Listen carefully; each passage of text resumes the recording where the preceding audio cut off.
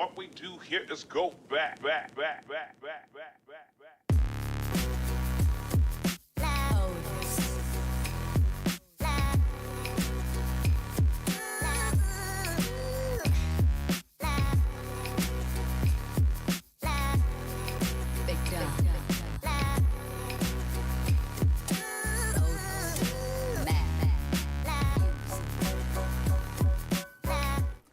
And hopefully we're live. Good evening everyone, Mike here, Mike's Unboxing Reviews and How To. Welcome to the Saturday night live stream.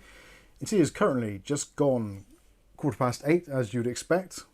Technically 17 minutes past 8, but do forgive me. Oh, did I scratch my watch? No, that's a bit of crap. Good evening, it's Mike here, like I said. Hopefully you can all hear me.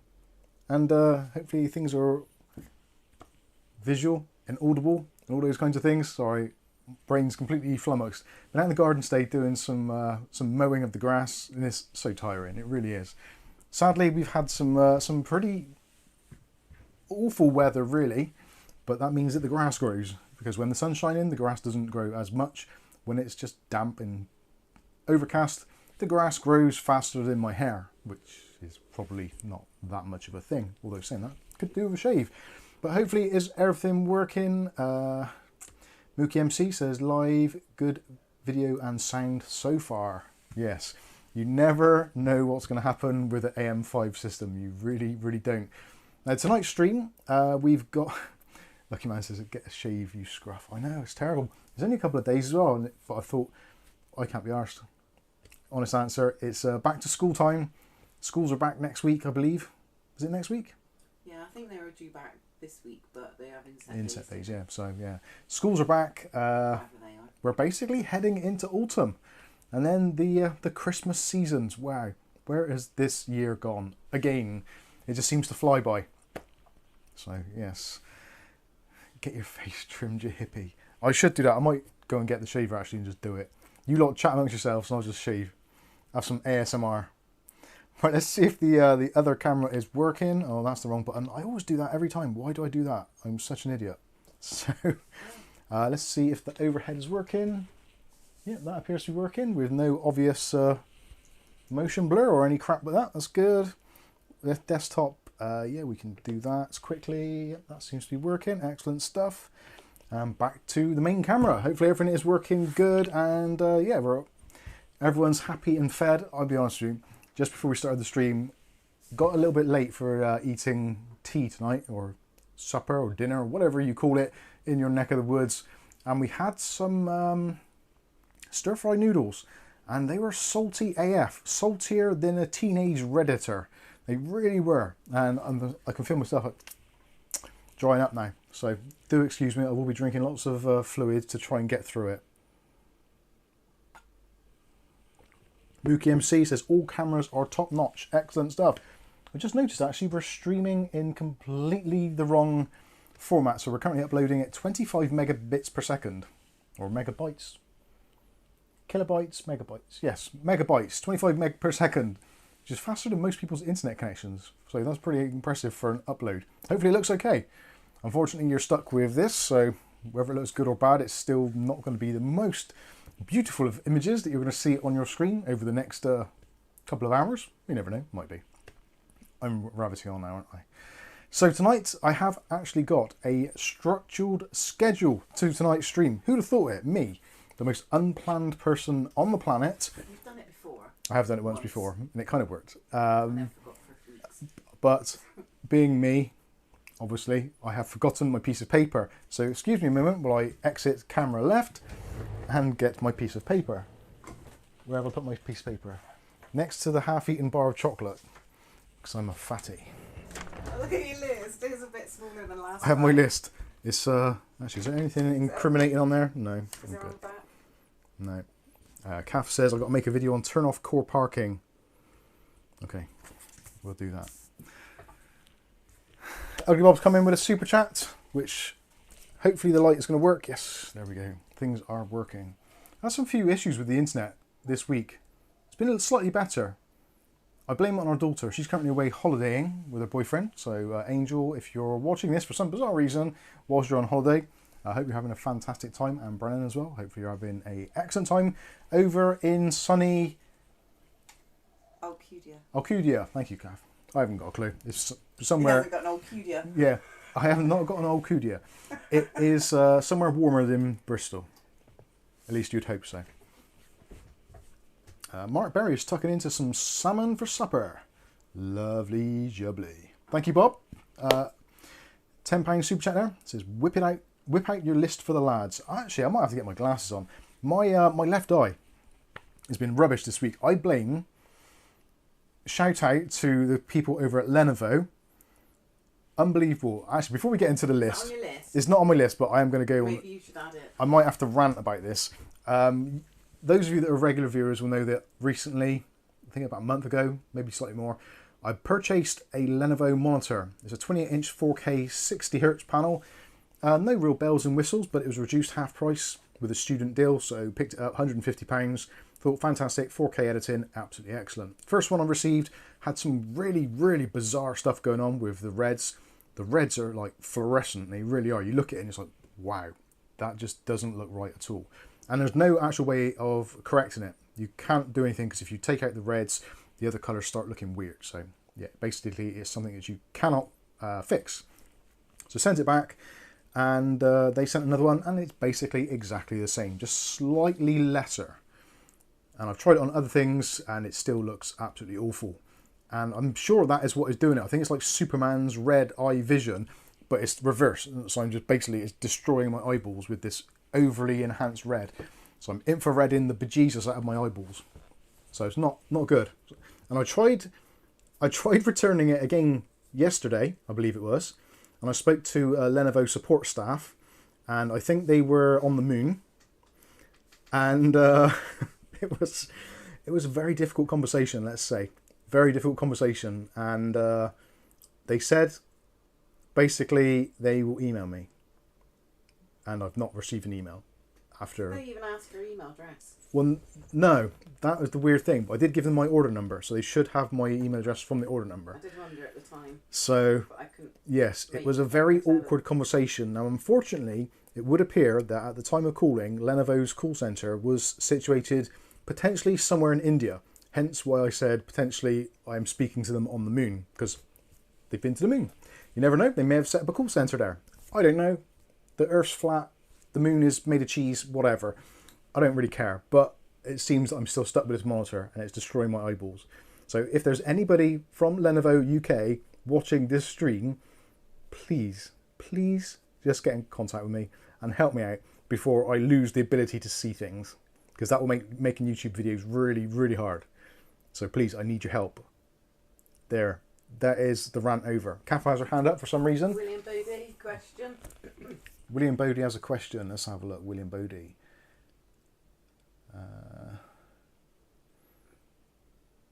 Where am I looking? Where is it? Probably quite far up now. It says...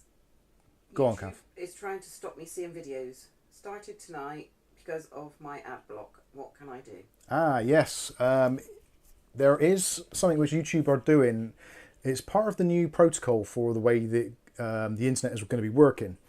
And ad blocking is going to be one of those things which will kind of slightly hinder you in some instances. Probably more so on alphabet sites. So Google search, YouTube Music, basically anything owned by Alphabet. So potentially you may have troubles with ad block on. For now, I don't think there's any real easy way of getting around it other than possibly changing your browser. That might help. Or otherwise, unfortunately, it's turning your ad blocker off. That is the only advice I can give to you currently. There may be some other way of doing it. There are some clever ways you can actually do ad blocking via your router rather than by your desktop PC. That potentially might work. Maybe that's something I need to look at and perhaps do a video on. So maybe we'll try and address that in some way. But unfortunately, yeah, other than that, there's not really anything else I can suggest currently. Right, you're getting behind on questions. I am getting behind now on questions. What's on your list? I'll go through my list first of all. So we'll go through the list when we get a few more people in the chat, and then we will carry on. What questions, or you need to do them really? This is actually upside down, so I'm going to turn that the right way around because otherwise I'm going to read What it. are you starting your list on? Hellos. The list starts at the moment.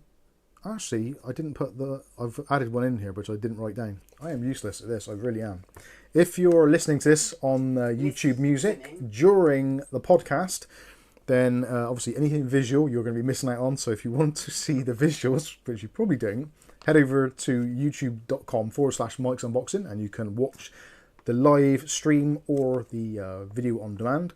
Alternatively, if you are listening to this on a podcast, let me know. What do you think of it? No, actually, probably don't.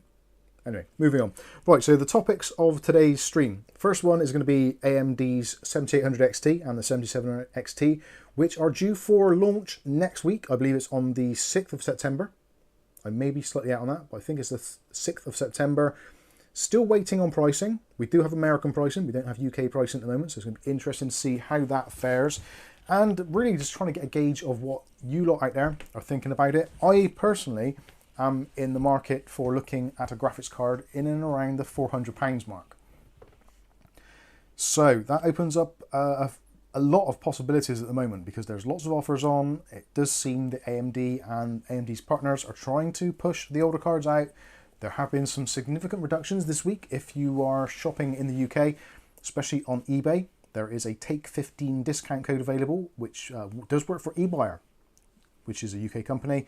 So you can get some actually pretty decent discounts, up to 75% off of your purchase price. Basically, is 15% off, up to a maximum of 75%. So one of the actual standout deals at the moment, well, actually there's quite a few. There is an RTX 4060, just the 8 gig model, not the Ti. Currently, you can pick that up for £235, I believe it is, with the reduction, which actually makes quite a compelling choice if you don't want to spend an absolute ton. And it is significantly faster than the RX7600, so it might be worth a look. On the other side of the fence, you've got things like the 4070 Ti coming down to about £530, which again is actually not bad. Sorry, the 4070 from MSI, about £530, which is not bad, and some as low as £440, I believe. Yes, Kath. Jason's off. Before you Cheers, say Jason. hello. Thank you and hello and welcome and goodbye. It's been a pleasure. I hope it was good for you. So yeah, that is the question at the moment. Do we pull the trigger now? These deals currently in the UK on eBay using the Take 15 discount code end conveniently on September the 5th. And the new graphics cards are out on September the 6th. So either they know something that we don't, or they're just speculating that the new cards are going to take off and then they're going to have to discount the other cards even further to try and shift existing inventory, which does appear to be quite considerable. There does seem to be a lot of graphics cards in stock. If you look at the numbers that are just being shown on the eBay site, so a lot of the graphics cards in excess of 50 units in stock for most of the units.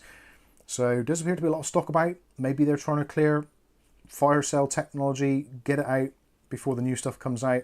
I'll be honest with you, I'm actually quite considering the 7800XT, although initial benchmarks that have been leaked show that potentially it's going to be slower than the 6800XT, which it's replacing for relatively similar money. So yeah, difficult one there. We'll have to discuss that in more detail, see what your thoughts are. More detail. Yeah, I know. The second subject is going to be obviously Starfield. Everyone's going nuts about that, or are you not? Are you completely oblivious and don't care less? Starfield is basically Fallout 4 in space, but also on planets. So if you take the assumption that planets exist and space exists, and we're not just in the dome, then there is a game where you can have a spaceship and fly to planets and do things within the flat Earth dome. Can you say that one? I applied for a job at NASA, but there's no space. Boom. Get in. So, Starfield, what are your thoughts? Have you got it already? Have you played it? Interested to hear what your thoughts are on that. Third topic for later on is going to be PC connections. Weird and wonderful PC connections. Now this, I've stolen the topic from Adamant IT, listened to their live stream a little bit earlier on, and it's actually quite interesting. for me personally, because I've been dealing with computers and using computers for many, many years, because I'm an old git, means I've seen... Like you're on 6 speed or something. Do I? Yeah. I'm trying to get through it quick. But it's a bit too fast. Okay. Just speak normal rate. Today we will be looking at PC connections. So basically, yeah, the discussion came up first of all, the difference between ZIF and lift, or LIF. So that is zero insertion force and light or low insertion force, and the differences between them. Are they both the same? Are they different? What do they mean? I kind of jumped in because I've been around a long time when those sort of connections were more mainstream, I suppose, whereas now most people don't really see anything other than kind of USB and the modern technology, SATA ports, etc., etc. But years ago, when you had like 286s, 386s and 486 computers, you were used to seeing either ZIF sockets or low insertion force sockets, and also low insertion force connections. Now there's a very big difference between ZIF socket and a ZIF connection, which is something which also wasn't really kind of in MIT stream, wasn't really split apart. So ZIF can be used for various things. Anyway, we'll talk about it later. Fourth one is data and backups. Do you do backups? Now this week I've actually changed our backup schedule here so that Kath's computer, my computer, the streaming computer, and also my laptop all back up basically every single day, and they will be keeping at least 10 days worth of backups on the drive, on the NAS, just in case something goes wrong, or something goes wrong a little bit later on down the line and you don't notice it, so you can always revert back. Just wanted to know, get an idea really. Thinking about doing some videos on some more backup stuff, Synology stuff, especially with NASes and also possibly USB backups, etc. What your backup strategy is. Do you have a backup strategy? Do you bother? Do you care? That's just the way my trousers. It's very much one of those things that there's some people are super anal about it, and they go down the rule of the 3-2-1 system, which is basically 3 places of data, 2 locations, yeah, etc., etc. Basically, you should have 3 lots of data on your PC, on a separate drive, and ideally another drive either in the cloud or some other physical location. But I'll be interested to see what your thoughts are. Ugly Bob's £10 super chat there says, my wife left me because she needed more space. She is working for NASA now. That's why we can get a job there, because there's no space, because she took the space. Thank you, Bob. And the last subject really, I suppose, we'll be wrapping up. Basically, deals or not. Are the deals that we're seeing on the market at the moment, are they actually deals? Or is it just prices kind of slightly getting back to some form of normality, if that is even a thing? And as a kind of a subcategory to the deals or not, are modern components and hardware actually worth it? Now, regular viewers will know that I hate the AM5 platform for basically everything it stands for. It's super unreliable.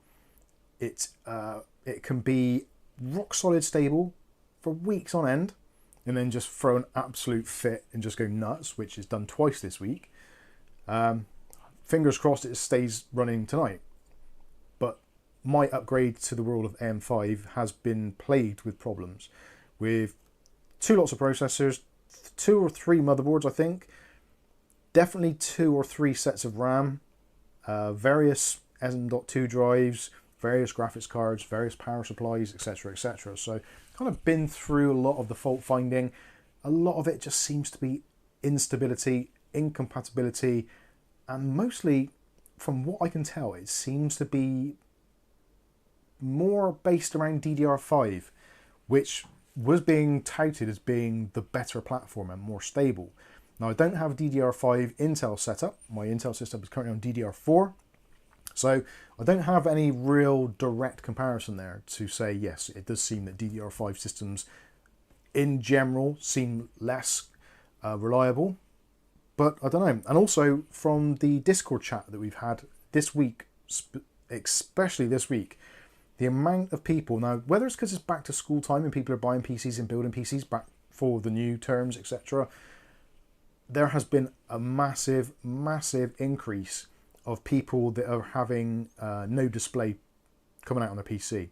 Now this is either for brand new builds which have been put together, so potentially there's maybe user error in there, but we do seem to be getting a lot of it where there's either driver updates or something's going on. A lot of machines with no display outputs, and there doesn't seem to be any obvious specific thing which is causing it, whereas usually you would say, right, these are all AMD systems, so it's an AMD driver, or these are all NVIDIA, so it's an NVIDIA driver, or this is a Windows update thing. There doesn't seem to be any real logic behind it. It does seem to be a very, very widespread thing that people are just having no display issues. And again, I go back to my previous thing. Is this due to modern hardware just not being as well vetted and as well polished when it's actually released on the market as we've had previously? So is upgrading actually detrimental? As much as it's nice to see this new shiny stuff, is it not the right thing to do at the present time in the market, regardless of how attractive the pricing seems? So yeah, we are talking about that as well. So I think we are about half an hour in, probably. Yeah. 40 minutes. There's the monologue done. So another one which I haven't added onto the list, I have in the video description, but I didn't on my piece of paper because I started writing, and you can't go above the paper, unfortunately, to put it at the top. So that's why you leave a gap at the top for that emergency. Should have left a gap. Top tip there, people. If you're writing a list, leave a gap at the top.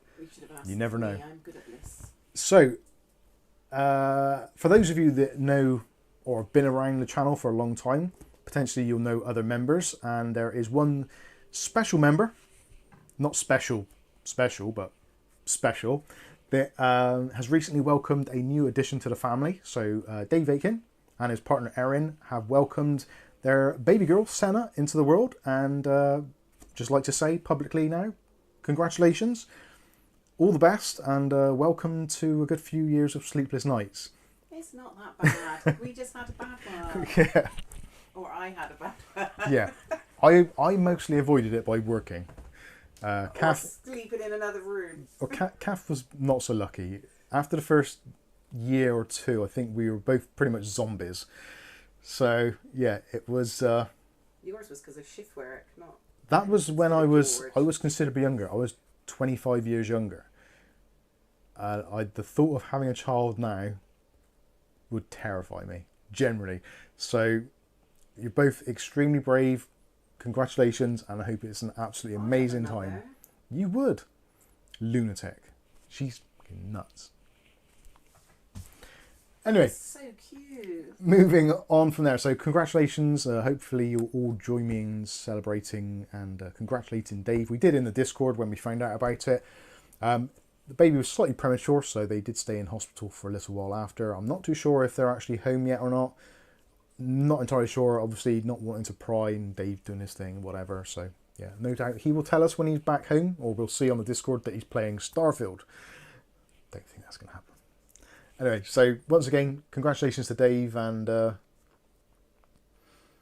excellent stuff. I didn't have you locked under the stairs, Ags. You can start planning the second one now. Get straight back on the hockey. But I did have a cat on his shoulder.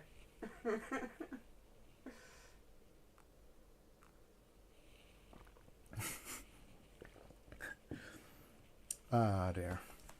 So, yeah, there we go. So let's say some quick hellos to those of you in the chat. Tonight we're just going to chill. It's been a long day. The sun's come out for a little bit today, so I did spend some time in the garden. I'm knackered. It's been a long week. It's been one of those weeks this week, again. It doesn't seem to be getting any easier. You'd think it would do, but it doesn't. It'll get worse when the night's drawing more.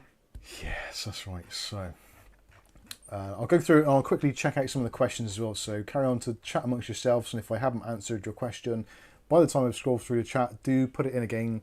If you can, do me a favour, put a capital Q at the start of the question, just so when I'm scrolling down through I can see there's a Q and a question. For no other reason that my eyes are rubbish, and trying to see this monitor is actually alright. 27 inches, 1080p, I can just about see that at, what is that, about? Can you tell 2 foot. William, I didn't call Ugly Bob Harry Bobber. I think you probably heard that. Right. I said I did put a cat on his shoulder. I don't think I've got all the chat here, but anyway. So Rick A's with us, Ugly Bob's with us, Mookie MC, how you doing? Saw Mookie MC on the Adamant IT stream earlier. So always nice to see that when you get people that are kind of in other communities as well, and kind of you see names pop up. I quite often, if any of you actually, if you're subscribers and you're regulars, and I recognise your name, if I'm watching another YouTuber's video and I notice one of your comments, I will actually say hello, like a virtual like hi. I don't know why I do that. I do that in the street sometimes, just walk up to people, hi, and they're like. And he does it to cats. I do it to cats. There's a cat down our road actually, Well, who looks a little bit like Poppy, and she was on the fence, and Kath was stroking her and smoothing her. Do you smooth a cat? Is that actually a word? I'm smoothing the cat. I think there's a Brazilian. I say stroking. Stroking the cat, yeah, smoothing the cat. You're smoothing it. Smoothing out the wrinkles if it's one of those hairless ones. Anyway, so yeah, I did. Kath carried on doing her thing, and I carried on walking, so we had to go and get the tea. And as I walked away, I waved to the cat and said goodbye. And Kath's like, well, why did you wave? I said, well, he might not have heard me. There's a lot of traffic around. Seemed like a completely normal thing to do. Because he laughs at me doing things like that. So, Mark Berry's with us. Says, hey, Mubsters, we're here again. Good old Mick Woods. How you doing, Mick? Who else we got? Mick Woods is back with the Estrella Lager. Best deal of the week at Sainsbury's. 12 bottles for £10. Fantastico. Mick also sent a super chat in saying, my favourite YouTube channel. I think your keyboard's stuck or broken. But thank you, Mick. Much appreciated. Bob says, nice. I've had a sneaky G&T so far. I don't think I've ever had a gin and tonic in my life. I'm trying to think. I don't think I have. I've had gin and hot chocolate. What, together? Yeah. It's actually really nice. What, with water and stuff in it? Yeah, make hot chocolate and then just tip gin in it. I didn't like gin. I tried it when I was babysitting. It's just a way of getting through the day. But but then the woman made some, what's that gin? Slow gin. Slow gin? She made So you got to drink it really slow? Yeah. She made Can't just neck she made it. some and she gave me some and it was absolutely nice. Absolutely nice. There you go. Whereas Straight from when the... I was babysitting, I was only 16 and it was like horrible. Oh dear. G-Zone 2.0 FN, how are you doing? Paul Bakewell's with us as well. Paul Bakewell, the man who loves to catch up on the YouTube videos. You can always tell when Paul Bakewell's in the house. I go into the YouTube comments section, which I do go into daily, frequently, just to check on the new comments so I can say hello to all you lovely people out there. And you can tell when Paul Bakewell's either on lunch break or a bit of slow time, because he watches about 4 or 5 videos in one go and just comments on them all. Bless you, Paul. Much appreciated. And also, all of you that comment on the videos is much appreciated. Patrick LaBelle, there's another one. Patrick LaBelle's been getting into some Chinese B550 motherboards. ITX, no less.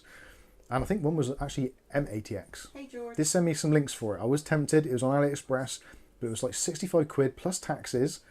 And then it was... it turned out to be almost kind of UK pricing for some kind of weirdo no-brand motherboard. So give that one a miss at the moment. But potentially in the future, you never know. Welly Bob's with us. Good old Welly Bob, but he's got the central heating cranked right up. There is a super chat come in, but I'm going to have to scroll all the way down, I think, to see that. Am I? Stuart Cleary, question. Do you have any brothers or sisters? Yes, I have a...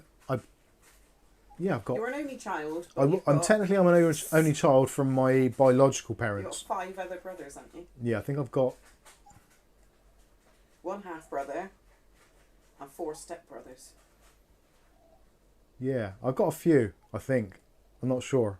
There's Ben and Michael from my mum's remarried side. Ah, Then but they're not your mum's. from my dad's side, I've got So they're Rob. steps. And then... Rob's a half. Yeah, Rob's a half 'Cause brother. he's got the same dad. Yeah.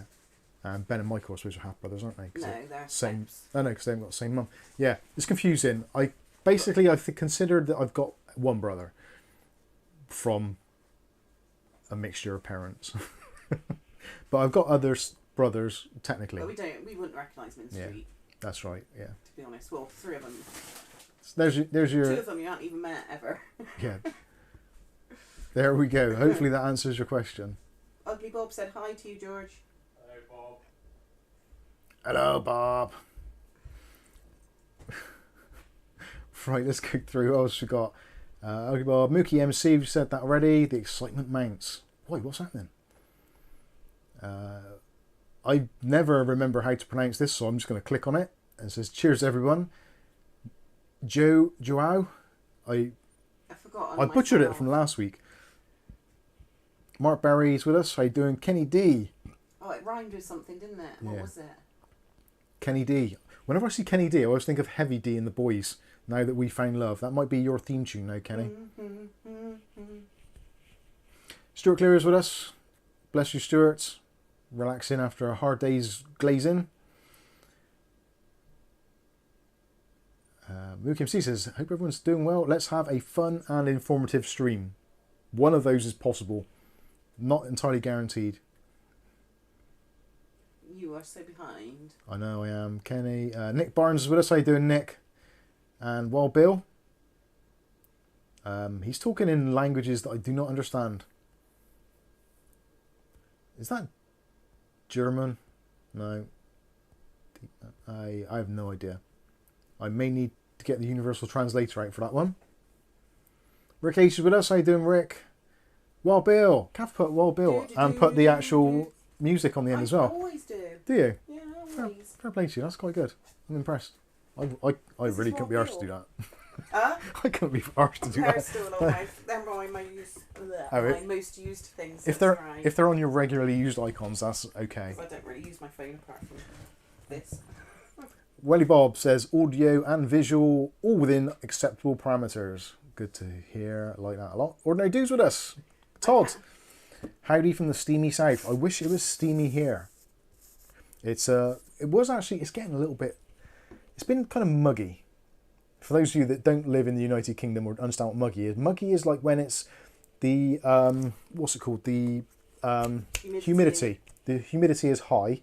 The temperature is relatively high, but generally either no sunshine or very cloudy, overcast, that sort of stuff. It feels muggy because you get a kind of sweaty feeling. It's not necessarily hot, and you can't really go sunbathing or chilling in the garden too much, but it's just they also call it close. It feels close, like it's oppressive. It's not great. I want to say hi to that name, but I don't know. I haven't got that keyboard. Kath wants to say hello from Nicaragua to... I can't even read that.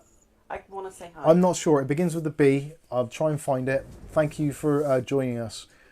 Tell the story about Nicaragua. Nicaragua. I don't really know the story of Nicaragua, really. We were on holiday in Spain. Now, I don't know where Nicaragua is, to be completely honest with you. I thought it was the next town over, to be fair, at Yeah, the time. we were in Benidorm partying as we were youngsters. We weren't partying, we were waiting for a bus Well, to get to the water park. we were going to the water park because I was busting for a pee, so we needed to go to the water park. And yeah, we were just looking for different buses. We were looking for the one for Aqualandia, which is the water park just on the outskirts of Benidorm. And there was this weird bus just pulled up, and on the front of it, it said Nicaragua. And this driver got out, and he's just screaming at the top of his lungs, "Nicaragua! Nicaragua!" At you. At me. It's like... I don't know. Me no speako Spanisho or anything.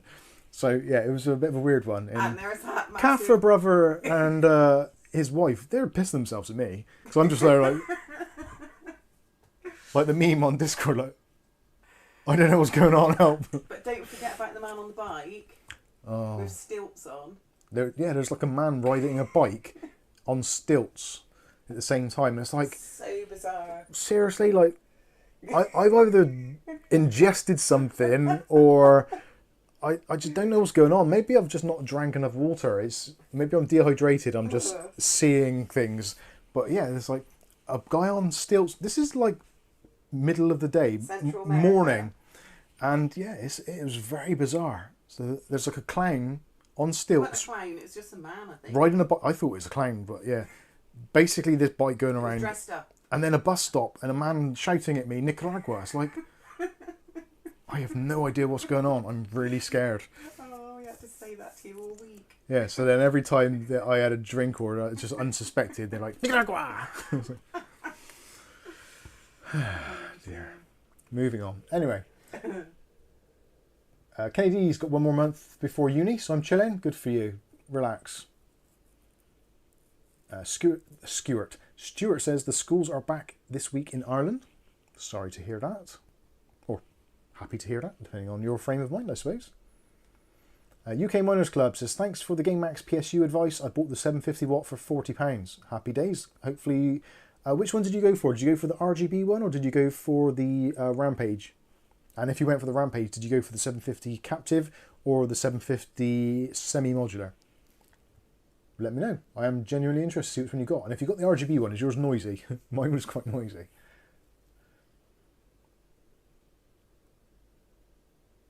Ugly Bob says, I'm going to send the Elgato foot pedals and watch Mike go into meltdown trying to get everything coordinated. I don't think it's possible.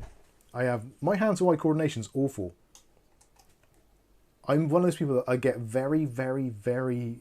I take ages to get something like in my brain, but once I do, then I can autopilot it. O'Reilly's on holiday as well. Bless you, O'Reilly. Hopefully you're having a fantastic time and soaking up some rays and having the odd... Actually, I'm trying to think, what does O'Reilly drink? Basically anything, I think. I can't remember what your tipple was, but he is saying, been able to use VPN so can pay in British pounds and high from a hot, windy and humid tropics. It's feeling a little bit hot and windy down in my tropics right now. Too much information.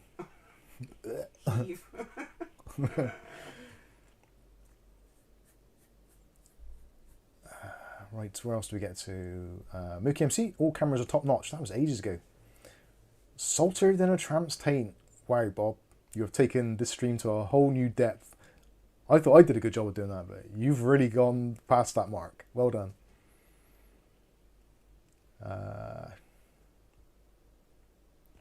James Connolly, we can always send you a paper bag for the face. Thank you. Appreciate that. We will have to get a PO box set up so you guys can do that.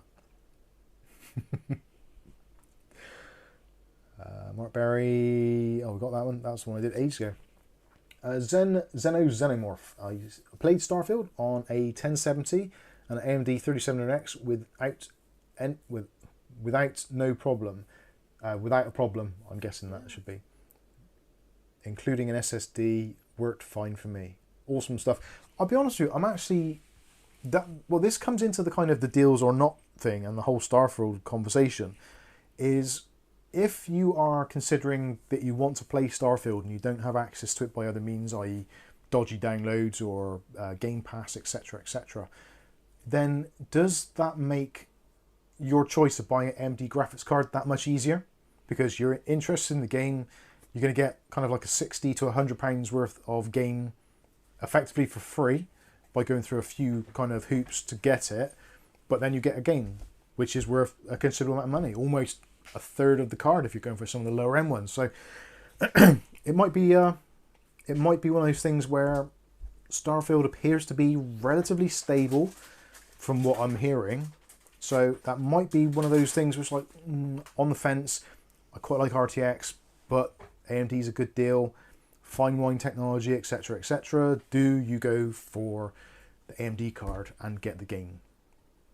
Tough choice. Very tough choices at the moment. Really is. Almost getting to the point where it's very easy to make the wrong decision, but also very easy to be happy with what you bought at the same time. If that makes any sense. Hopefully some of you understand what I mean. Mookie MC says, where is the award for this award-winning program? Did it get revoked already? It's still down here in the box because I'm still waiting on things. Well, actually, no, I'm not. I'll tell you, I just don't know where to put it. I'm going to get it out. And the award. Come on. All right, I'm reading at the same time. You're going to smash it next. I know you. Oh. There we go. Can't we super glue it to the top of your head? You'd be like a Teletubby. If I super glue it to my head, I'd look like something from probably one of these games. Right, where are we? Got to that. Jason Woods, are you growing a goatee? No, I'm just lazy. I used to, in my mid-20s, possibly into my early 30s, I'm not sure. Maybe your 30s as well. Don't know. Yeah, I had a goatee pretty much constantly.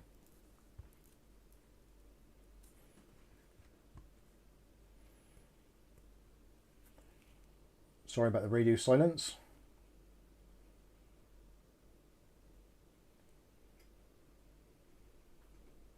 Still Shot Sniper, just wanted to say thank you for helping my PC yesterday.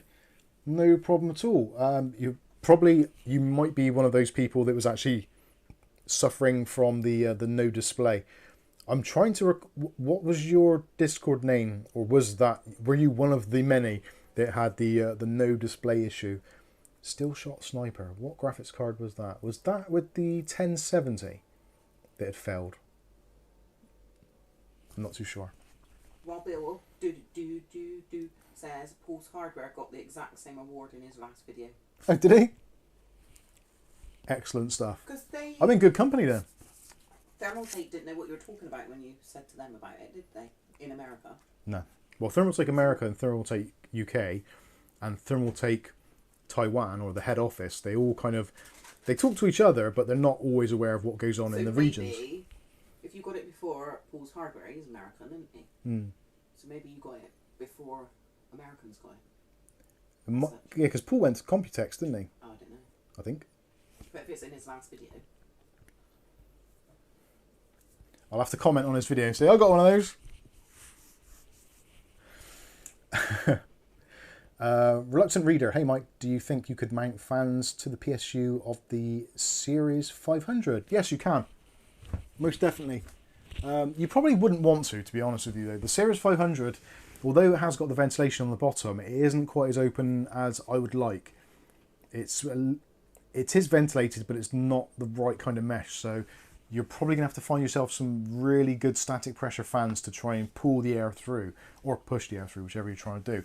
The other thing to bear in mind as well is the fact that obviously your power supply is literally kind of there. So there's no point in putting a fan there because it's basically going to be sucking in nothing because the power supply is there. The only other open area is kind of here. And then you're probably going to get more advantage of possibly repositioning your fans on the front rather than putting them in the bottom. To be fair, it does look cool and I have seen it done. I think I did it actually, I'm not too sure. Did I do it? I might have done it. But yeah, it's kind of pointless. And if you're spending a lot of money on the fans, like you're maybe getting some of the Thermaltake SWA fans, for example, it's kind of wasted because they're not going to be doing their job as well as they would somewhere else in the PC. I don't know. But yeah, technically you can. Glenn's with us. How you doing, Glenn? We had some fun and games on the Discord this week. Glenn, I'm trying to think who else it was. I think it was Dave as well. And I was kind of watching from the sidelines. It was one of those popcorn moments where somebody comes into the chat earlier on and they're asking some questions and they're possibly not quite as knowledgeable as some of the others in the group. Glenn possibly more so than most because he is basically an overclocker. Even though he tinkers with cars during the day, his real gig is overclocking and he's very good at it. And then they was having a conversation about radiator mounting and cooling in general. And it just turned out to be one of those really bizarre arguments, which wasn't really an argument. It was more like stating facts, which then turned into kind of like an argument. And it was almost one of those kind of like facepalm moments. It was like, I don't even believe I'm reading this as it's happening. And it's very bizarre. Almost borderline. It's like I was back in Spain and there was the Nicaragua bus again. It was very strange. But anyway, yeah, that ended with somebody leaving the Discord. Unfortunately, but sometimes you can find sometimes when you're talking to people or you're having a conversation online, because it's basically text and you can't get the tone of the text, and sometimes it's hard to get your message across. Sometimes things are taken incorrectly or perceived incorrectly as being in one manner when they're another. That's an unfortunate thing about online. That's why arguments kick off online, because with face to face you get that kind of the visual clues of what someone's trying to say. But anyway, yeah, it was kind of funny, but kind of sad at the same time as well. Okay, Flame. Riley's with us, says hi all, how you doing? Chumbawamba, I get knocked down, but I get up again. Sorry, that's your theme tune. Most of you will, if you're new here, you'll probably realise that you'll eventually get allocated a theme tune. Wild Bill is Wild Boys by Duran Duran. Chumbawamba, obviously, Tub Thumpin' from the UK #1 hit single.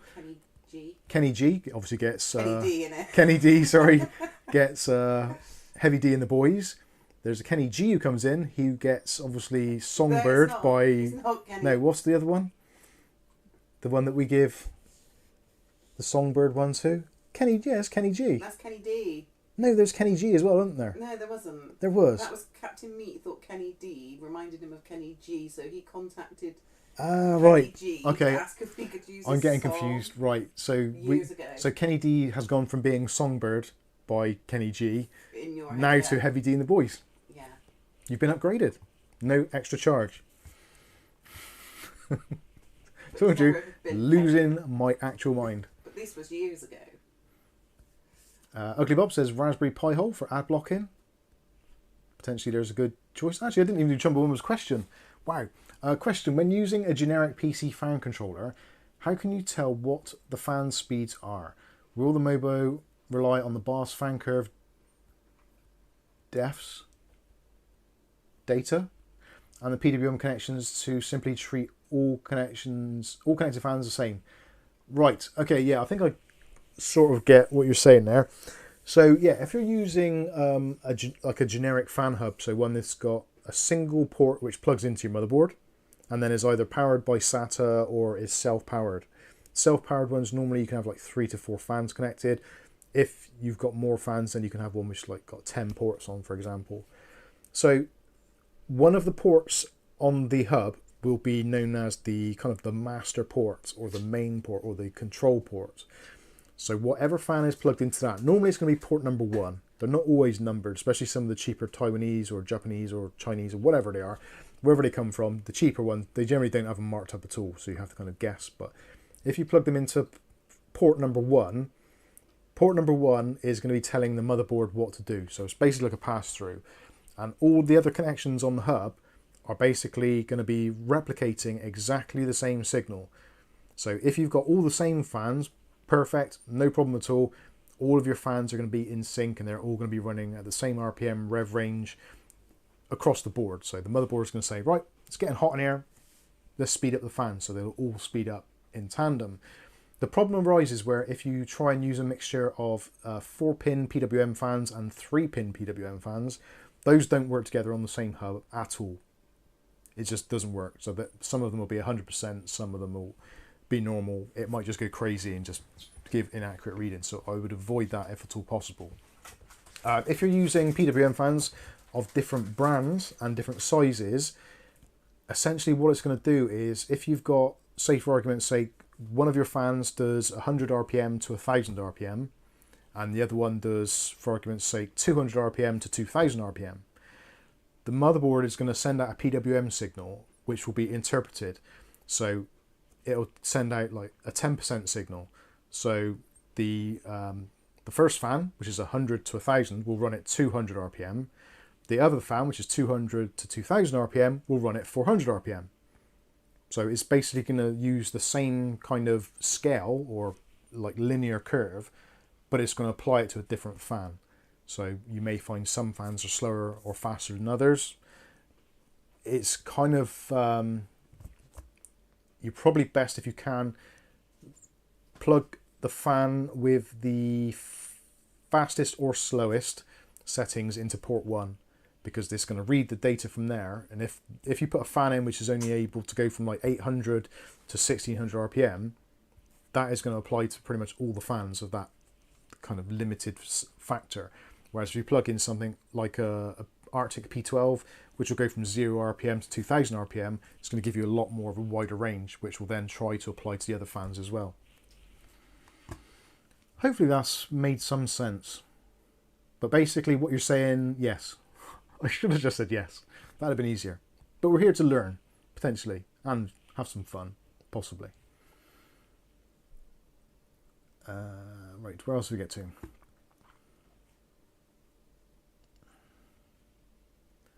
Xenomorph says, turn it off in your extensions, just turn off ad blocker. Yeah, you can do that. Mark Berry says it's nearly dark outside. It is actually pitch black outside currently here at the moment. But that was about 4 hours ago, perhaps. That's your dingling. You're really behind. I am sorry. Skip through the queues. Right, let's skip through a little bit then. Okay, Chumbawamba, blah, blah, blah.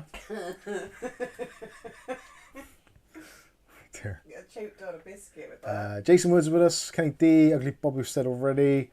I did. Well done, Bob. Teletubby Mike. Ugly Bob says, ooh, 235 quid is quite tempting. Yeah, the current one is the... If you go over to eBay, I don't think I'm going to get a link for this, but we'll see if Kath can do it. I don't know if she will be able to. But on eBay, go to the eBuyer store, then go into their online shop, or their section, search for RTX 4060, and you should see, I believe it's the Zotac Solo, I think it's called. It's basically a mini ITX graphics card. £235 I'm pretty sure it is. There is a discount code, take15, so if you do buy it, use the discount code take15, it'll take 15% off the total price. Originally I think it's £289, and then you'd get off whatever it is and take it to 235. What have I got to do a link for, sorry? I'll get Kath to put a link in the chat, because some of you might be interested. So go to ebay.co.uk and search for, actually go into the basket or watched items. I think I've got it in our watched items. That's in my account. Same thing? Yeah, it should be okay, I think. Yeah, it's in ours. My eBay. Hold the line, caller. Oh. We're having some difficulties here with the technical department. We'll be back. Truckfan 542. What is it? I don't even know what Graphics card. There is a Zotac one. Or is it not in the watch list now? Tell you what, click on the bottom one. Oh, hold on, I find it now. Watch list. Yeah, that's the RX7800. Oh yeah, click on that one. That'll do. It's not the right one, but... And then go to, on the right hand side, store, or underneath where it says eBuyer. If you go down, visit shop, yeah. Then type in 4060.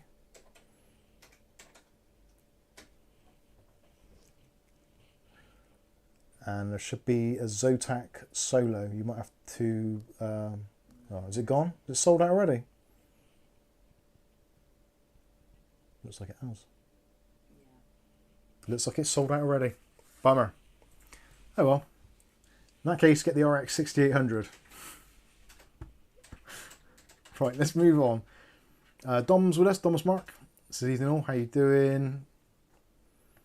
Truckfan 542. Question: what is faster, 13600K or 12700K? Both will be paired with a 4070. I'm not entirely sure, to be honest with you. It's been a while since I've compared those two. I'm pretty sure the 13600K is basically the same. I'm trying to think what the difference of the 12700, because I think the 12700 was the first one to have more efficiency cores rather than having 4. I think it had 8, so it should be basically the same. I think they're probably going to be kind of the same. I'm not entirely sure, to be completely honest with you. I would probably look at the prices and the specs side by side. The 13600 probably is going to be, yeah, I'm guessing they're going to be about the same. Matthew Day, graphics cards in stock. I remember when you couldn't say that and I bought a 1070. You did. And I bet you still haven't installed it. What's that, 2 years now? You really need to pull your finger out. Get on with it, Matthew Day. Build that darn system. Patrick Bell says, I heard a bit slower in game, but faster in compute. There we go.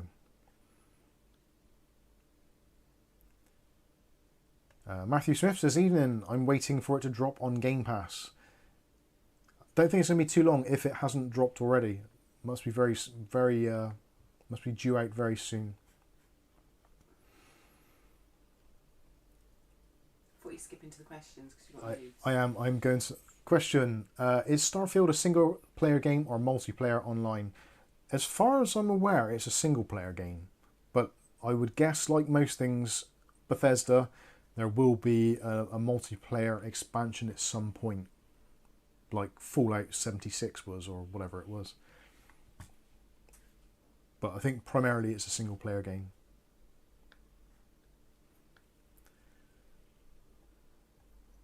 Mark Barry says, no, sorry. I'm good. I should be doing questions. I'm doing questions.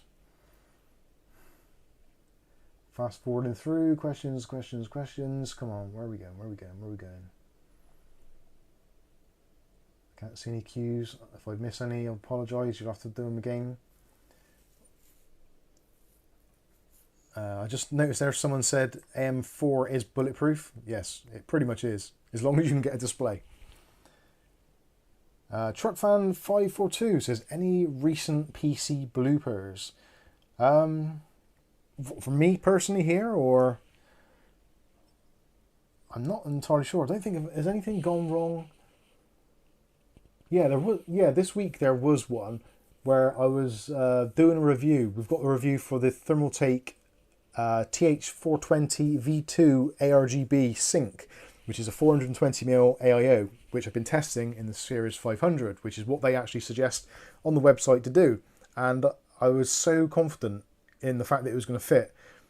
And then due to my own stupidity, where I cable managed cables where I shouldn't have done, it wouldn't fit. So I'm there, I've got it all set up, I'm doing all the stuff, putting it in, and the thing wouldn't fit. And it's like, right, sod that then. I just went straight into the benchmark. It's like, I talked very briefly about the installation and then got to that port and it's like, no, this ain't going to happen. And then it's like, right, let's move on. There was cuss words that day. Colin Hilton. Just up a little bit, and Stuart Clear is there. If you're skipping to the bottom, and anyone else, put them back in. Do you want to say? Yeah, if you've got any questions that I've not got, I'm gonna start again. I'm gonna scroll to the bottom. He's up a little bit. Where's Colin's Hilton? We've got Stuart Cleary above him, and then him, because his is quite a quick one. Matthew Day. Oh yeah, I got one there for Unlucky Domino as well, so I'll get to that. There, Colin Hilton question. Hello, Colin Hilton, by the way. Good evening, sir. Lovely man. Question, I need a USB header to connect my Lian Li front USB ARGB control panel to. Is there any such USB 3 header adapter available to buy? Yes, USB 3 header. Let me have a look, because I still haven't put mine in the PC yet. In fact, where did I put it? I put it here because I'm thinking I'm going to do that this week. And I think, I bet I put it inside the box. I think I did put it inside the Lian Li box. I am so disorganised, it's actually scary. Let me have a look over here. Good job I got my wireless mic on. Where did I put that, Kath? Did I put it behind the monitor? No. Don't think I did. Oh, dairy milk bar. Awesome. Lian Li. It's a white box, if I remember rightly. Yeah, I put it away. I'm trying to think what connector it needs. I think it is a internal 30 pin or whatever it is, multiple pins. They are going to be using, actually, I can show you. In fact, Colin, I can probably send one to you. I've got one here, I think, a spare. That's an M.2. While we're on there, Truck Fan says, where can I post my PC part figure list where someone can look at it and just there is actually a section there for that. I'm trying to think what it's called. It is actually, it should be marked up as build advice, I think it is. No, that's the M.2 thing. Sorry, hold the line, caller. That's a USB card. LU Tang, is that the LU Tang PCIe? Ah, there we go. Okay, Colin Hilton. This is what you'll need. If you search, you can find the video, I've already done a video on it. Search for LU Tang, that's ELUTENG. And they do a whole bunch of these. And I've actually bought about 5 or 6 of these so far for various different builds and things. And they've all been great. Honestly, hand on heart, even though these are possibly coming from deepest, darkest China, and they come with a screwdriver, that's all good. But yeah, these are actually very useful. Oh no, that's the wrong one. This is the one that gives you external USB ports. I'll show you while I'm here. So this is, if you've not got enough USB 3.0 ports, but you do have a PCI Express ×1 port, you can add some of those. Which hopefully that's you can see that possibly. But you want one with internal headers on, which I think is in the next box behind it. I keep some of these in stock actually because they're really super handy, because you never quite know when you're going to need one. Like when I've needed one and clearly put it into a PC and not taken it out. Actually, that's the same box. It's not the same part number. What have I done with it now? 2-port PCIe, 4-port. So the 4-port. So I can chuck that away because I've obviously given that to someone. I think I gave that to George. Where's the other one? Sorry, my apologies. I'm disorganised AF. And that is that. Is it behind? Ah, there we go. What have we got here? That is USB 3 expansion card. And that is a NIC. Right. The boxes of bits. This, I think, is... Yes, this is it. Okay, so this is by BEYIMIE. I'll put that on the screen. Hopefully that will focus. You'd be better off looking at that one.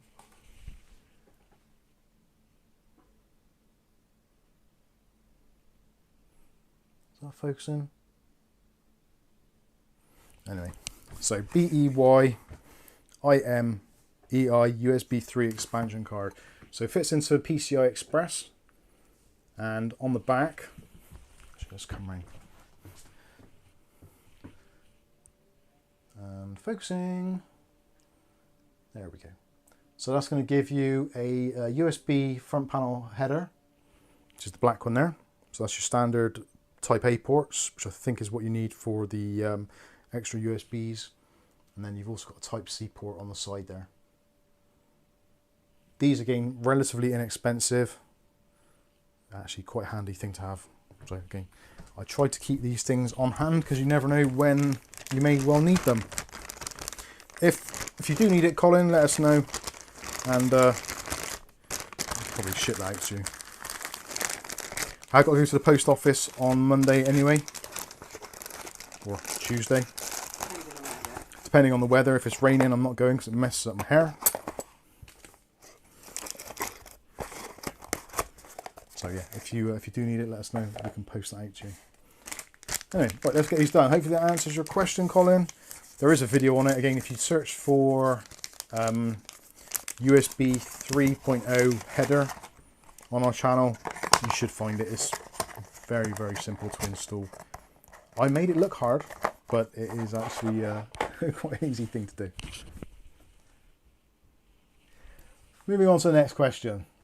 Oh, Stuart Cleary had a question before there, which I didn't notice. Sorry, my apologies. Question, what was your first job? My first job when leaving school was, I went to college, very briefly to a computer college. But You never went? I did for a little bit, only a few weeks. Well, it seemed like weeks, but I think it was months. So I remember it snowing and stuff, which would have been about 6 to 7 months after I started. But yeah, it was a big mistake actually, really. It was an information technology college, which Louder, Bob. yeah. Bust his eardrum. Sorry, Bob. It was an IT college, and this was in 1990. So if you can imagine, 1990 computer technology was very, very different from what it is now. So we had IBM PCs or IBM compatibles. No, sorry, I'm gonna put it away. So cringy. I'll get to the story in a minute. Don't you worry.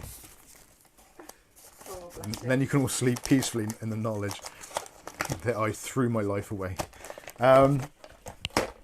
Right, so yeah, first job, IT college, from school. I actually didn't want to do it, but somebody found it and said, oh, why don't you do this? So they actually phoned up for me on my behalf. I didn't want nothing to do with it. It's like, I got no plans of working at all. I finished school, that's it, I'm done. I'm a bum. I'm a bum. Give me some weed, give me somewhere warm to sit, I'm done. And a pot noodle. And a pot noodle, and some instant mash, I'm good. Maybe a bit of HP sauce as well. So this was arranged, and they're like, right, you got an interview on this day, whenever it was. I was like, well, I can't get there because it was quite a few miles away. So one of my other friends says, don't worry, I'll lend you my motorbike. It's like, I haven't got a license or pass the test or anything. He's like, oh, that's all right, here's the keys. So all my friends wanted me to get a job. They knew where I was headed for the path of destruction. So they lent me the bike, went out, did the thing, did the interview, and they said, yeah, great. Like, we'll see you in September when it started again after the school holidays. So it's all right, cool, whatever. So turned up first day. First day I turned up. This is great. I turned up. This is for an IT job.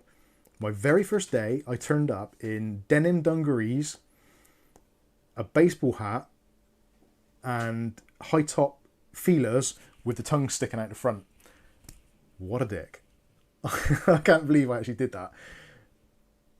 And we went in, did the induction, and the first thing they said, right, no baseball caps, no high top trainers, and no denim.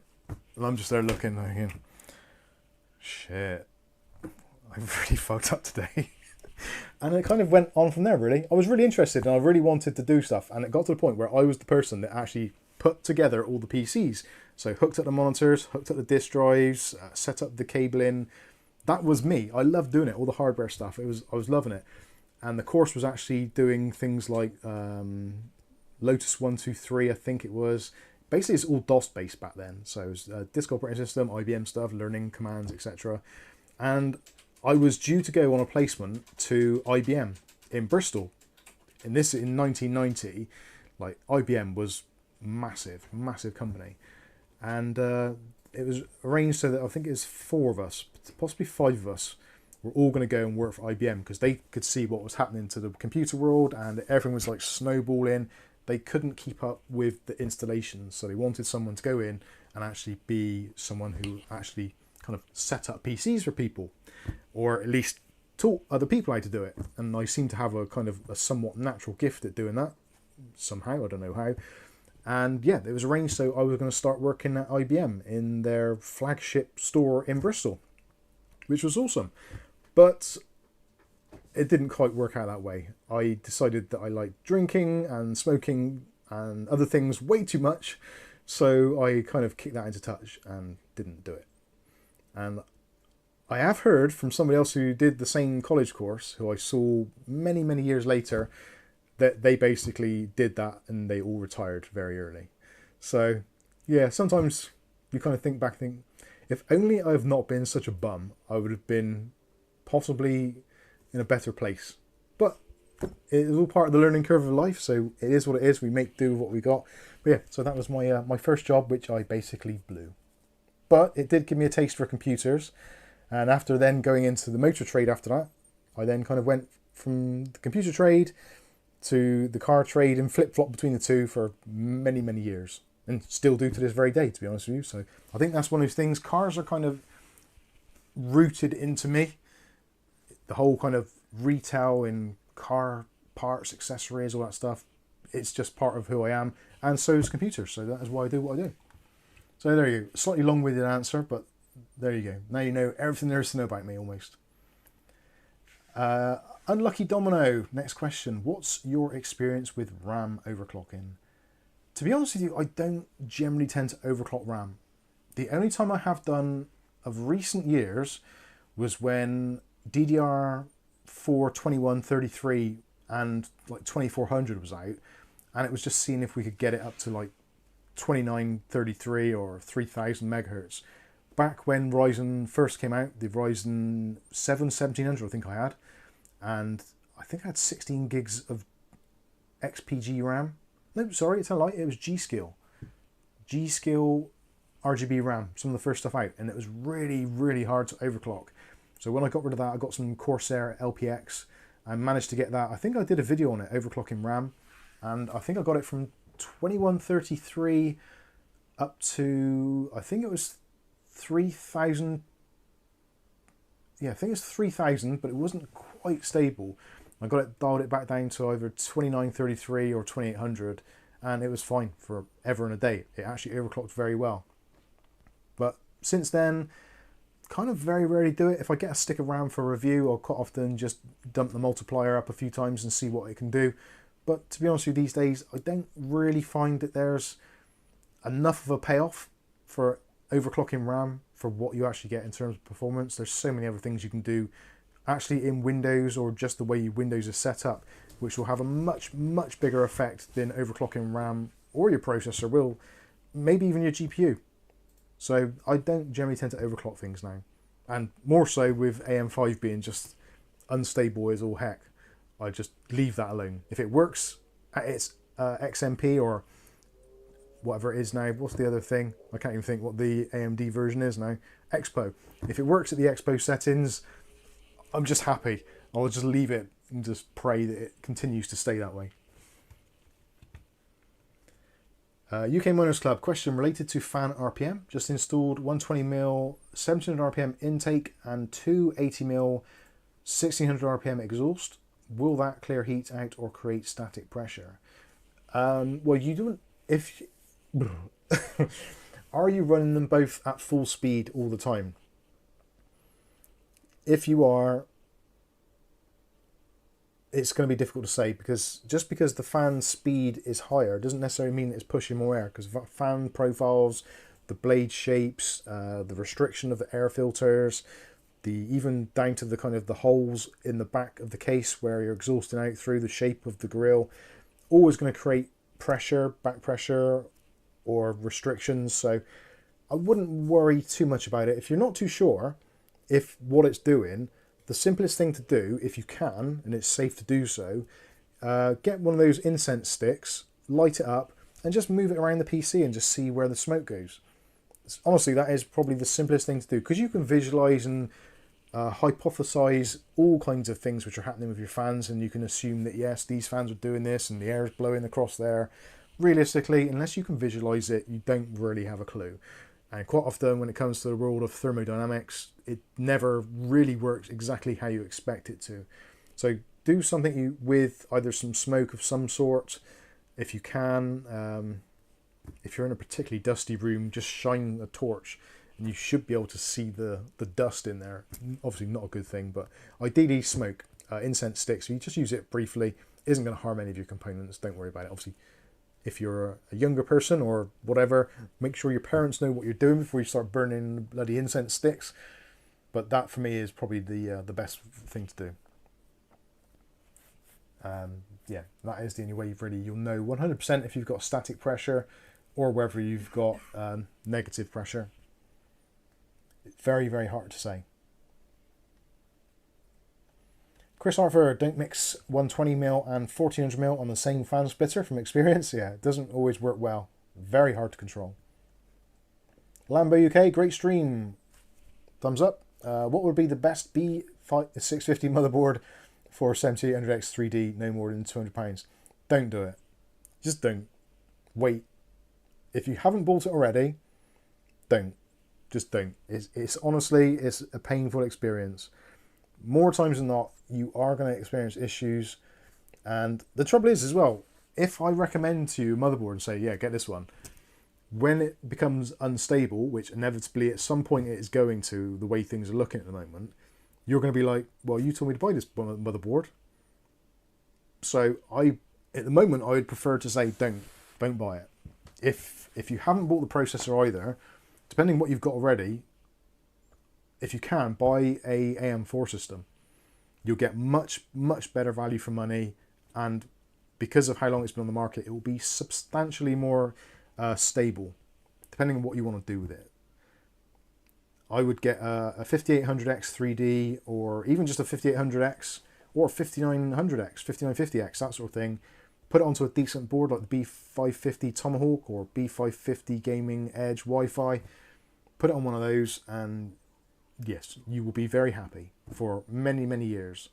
You don't need to go to the 7800. But if you've bought it already, my take on it really, of the experience I've had, the B650 Tomahawk, I didn't get on with. That was sent back. The Gaming Edge, which I've got now, is slightly better in terms of the layout and the specs and the way the ports are. But there is still that inherent instability in the system. So if you need it to be reliable, I would say in the moment, don't go AM5. And it really pains me to say it, because I thought AM5 was going to be the answer, but it isn't. You're paying more for the RAM, you're paying more for the processor, and you're paying loads more for the motherboard. And all you're getting for that is basically a kick in the teeth and random crashes and dodgy drivers. So arguably, I would say don't. But the best 650 motherboard for the price, that is going to be a tough one. That is going to be a tough one. There aren't that many good cheap boards. I have seen there are cheap boards, but I couldn't wholeheartedly say one is going to be significantly better than the other. I've not got a wide enough test experience at the moment.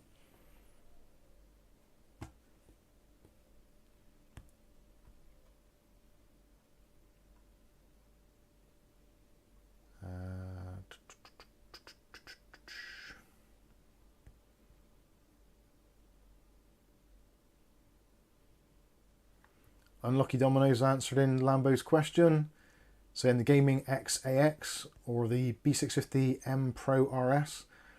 Both of those boards do seem to get quite good reviews. The thing is, it's very easy to do a good review of a motherboard, but as a overall platform, it's a very different matter altogether. And there's a lot of people that are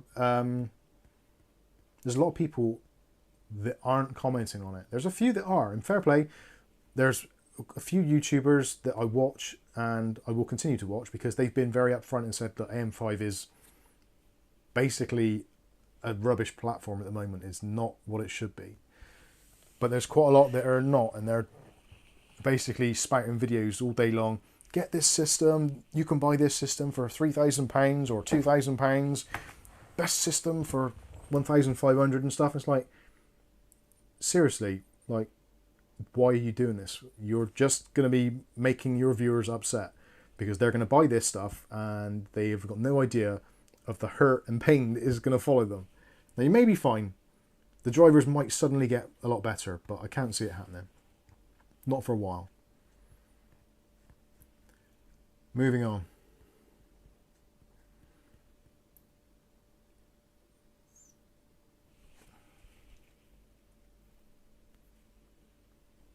Truck Fan says, I'll stick to my 13600K since I already have that chip. I think that sounds like the much better thing to do.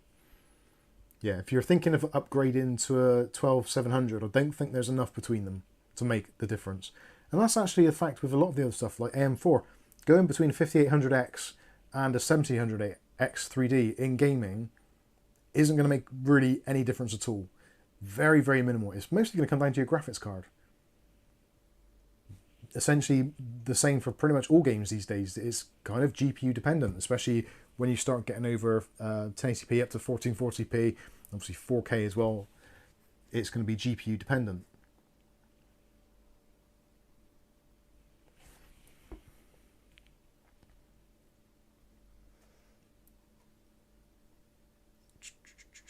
Truck Fan says, I have a 4070 sitting here just waiting on parts. Awesome. I would like a 4070. I don't think it's worth the money, but worth the money, and do I want one are two different things. Guitar Prog Rock. Guitar Prog Rock, how are you doing? We were just saying, myself and Kath, ages ago, right, some of the people that we were just saying ages ago, there's a what's the word? Oxymoron. Thank you. Oxymoron. Yeah, Guitar Prog Rock was amongst the very early viewers and subscribers to the channel. Good to see you in the chat. Been a good few years.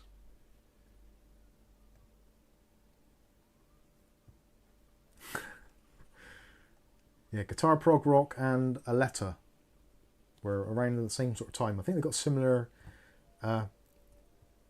musical tastes and stuff. Nighthawks, I need advice on a GPU, don't we all? The 6700XT is on offer at $276, and the 6750XT is an extra $40. Is the extra cash worth it? That is the question. Now, if it's exactly the same model, so if you're going like power color to power color, then it's kind of, I don't know, maybe it's worth it for the extra. Although the XT to the, yeah, if you're going from the 6700 non-XT, I would say it probably is, but it's a difficult one. That's a difficult one, it really is. I don't know. I'm in the same position because I was looking at the 6750 and the 6800, and it's like, well, the 6750 XT is quite cheap. The 6800 is a little bit more expensive, but it is considerably better card, even though it's like only 50 up in terms of the numbering scheme. But yeah, if you can pick up a 6800 non-XT for around about $350, you're onto a cracking deal, because that's a really powerful card. And the 6800 actually, what did I compare it with? I think I compared it with the 4060 Ti, and it uses less power and is faster. So if you're thinking along a 4060 Ti level, which is about 400 quid these days, 450, the 6800 is a really good choice.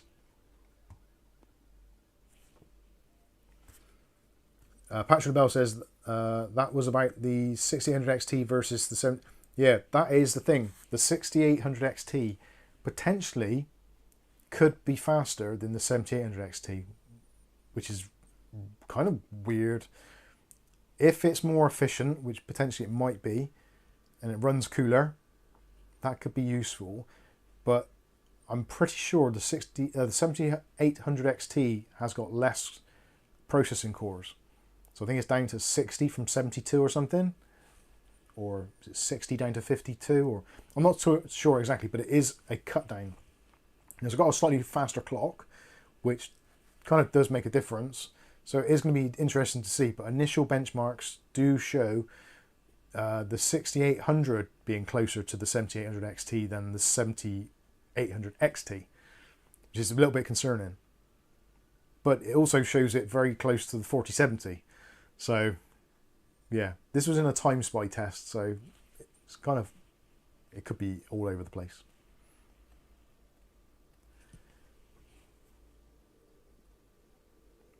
Another question, Truck Fan question, do you tend to get a lot of rubbish from your PC builds in your Hoover? No, not really. I'm actually quite good at cleaning up. I think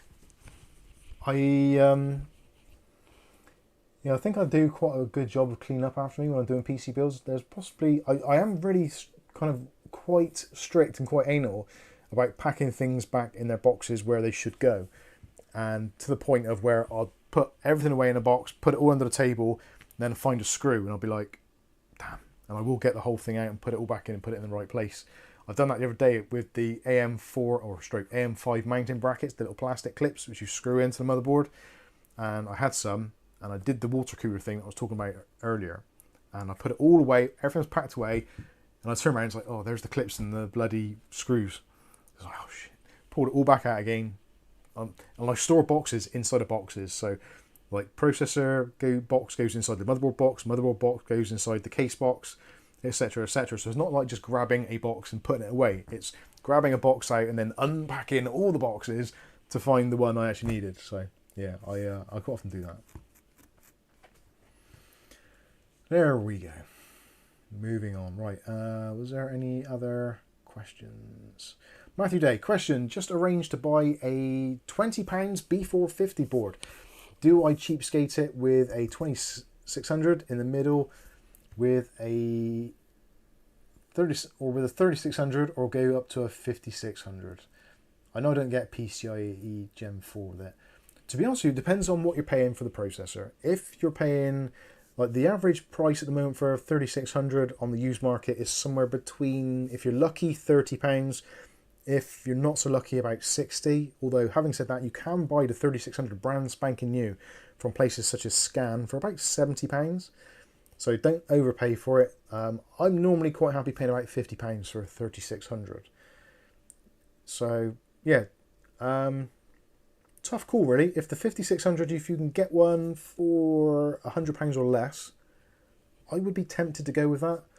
You're not going to get PCI Express Gen 4 with the 3600 or the 5600, so it's kind of a moot point either way. The 5600 is obviously the better processor, but it's going to be depending on how much you end up paying for them, is the honest answer. I would probably avoid a 2600. Like, Kath's got a 2600 in her PC, and it is starting to get to the point now where she is moaning about the internet being slow, the PC being slow. So I would... PC's okay, it's the internet. Yeah, but the PC is controlling the internet to some extent. And the fact that she's still literally got in excess of 100 tabs open. That might have a small effect on it. There we go. Alpha Indigo. Hi, Mike and Kath. Sky Stalker's with us. How you doing, Sky Stalker? The Parody Gamer. I'm currently waiting for the 7800XT, as I heard it might be under £500. Does that sound right? It does. It does. But that is, yeah, that is that kind of knife edge. Do you wait and go with the newer silicon, the newer processor, potentially a longer lifespan in terms of driver support, which may or may not be that important. If you're the sort of person who's paying sort of £400 to £500 on a graphics card, it's less likely that you're going to be concerned about longevity. You're probably going to be more concerned about what comes out next year and what you're going to buy then. It's very much, when you get up to the kind of the 300 plus range, I would say arguably, you're looking more into enthusiast territory. And these are the people which, a little bit more disposable income, or they don't have a disposable income, but they'll happily save or trade other items to buy the latest and greatest of the next generation. So, yeah. At the moment, my conundrum is the MSI Gaming X Trio 6800 has been on Amazon for about $430 for a very, very long time. And that is a really nice card. And I'm thinking, do or don't I? Being the 7800XT realistically has got to be £500 or less to even stand a fighting chance on the open market. It's supposed to be $499. I think AMD are going to release it slightly cheaper. I don't know why I think that, but I think they have to. This time of year, back to school, £500 for the 7800XT or $450 for the 7700XT. The $450 7700XT, I feel, is completely dead in the water at that price. If you're looking between the two, the 7700XT and the 7800XT, you shouldn't look at the 7700XT at all in the slightest for $450. It's just ridiculous. No, just don't do it. You'd be better off with the 6700XT for almost half the price. Well, it's not quite half the price, but yeah, it's considerably cheaper. Yes, it's a difficult decision. I'm in the same conundrum. I honestly don't know which way to turn. There's various different options if I had all the money in the world, I'd probably buy all of them and just try them all. But realistically, we're human beings and we're all in a similar situation where we don't have infinite cash. So you kind of have to look around for these things to see what is available. Oh, Captain White put in the details there. Yeah, so the 6800 has got 60 CU cores. The 6800 XT has got 72. And the 7800 XT has got 60 again. So it is effectively, for want of a better analogy, it's not, but it kind of is. It looks on paper almost to be a kind of overclocked 6800. It is on a newer architecture, which arguably hasn't fully matured yet. The RDNA 3 still has some weird quirks. Power consumption is pretty much sky high in some instances. Yeah, the 6800 is probably, of that kind of range of cards, the 6800 is great. It's very, very low power, and you can undervolt it as well to make it even lower. I'm pretty sure most games it'll run at about 160, 170 watts, which for that class of card is really low. If you think the 6900 XT was like closer to like 250 to 300, I think in some instances. So it is a big jump. Rick H, next build will be a i7-12700K and an A7700 16GB LE. If you can get a 16GB limited edition A770, hold on to it. Those things are going to go up in value because they have stopped making them. So the ones that are on the market, if you can find one, are very, very scarce.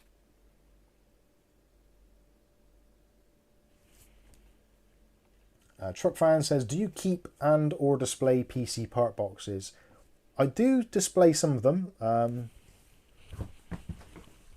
This may require some camera angle trickery. See if I can do this. So on the shelves, some of the boxes. On the other side is some of the old fans and other accessories. You can see the overhead camera there. And some mice boxes, etc. So yeah, I do display some of them. It's not so much display, I suppose, it's more of the case of where the feck am I going to put all this stuff? And we are running out of space. So it's kind of nice that I can actually have the boxes somewhat on display. Sorry if you're feeling a bit seasick now. So yeah, it's nice to have the boxes on some display so I can quickly look around, see what I've got and see what I need to make use of to try and obviously clear the decks a little bit every now and then, which is definitely necessary. Because we do have way too much stuff here. Which I will work through eventually.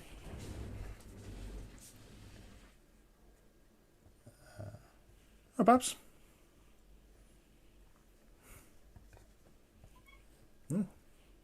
She meeped. Yeah, I just realised the thing's working, so I don't have to press the escape button. I haven't pressed the escape button once yet, have I? Yeah, because I can click on stuff and it's not bringing up the other stuff now. What has happened? Something's happened. Mario says, Matthew Day, get the 3600. It's almost half the price of the 5600. Yeah. Truck Fan says, box Tetris. Box Tetris is definitely, yeah, a thing. Skystalker says that is actually a pretty good idea with the boxes. Yeah, it wasn't really, it was more out of necessity.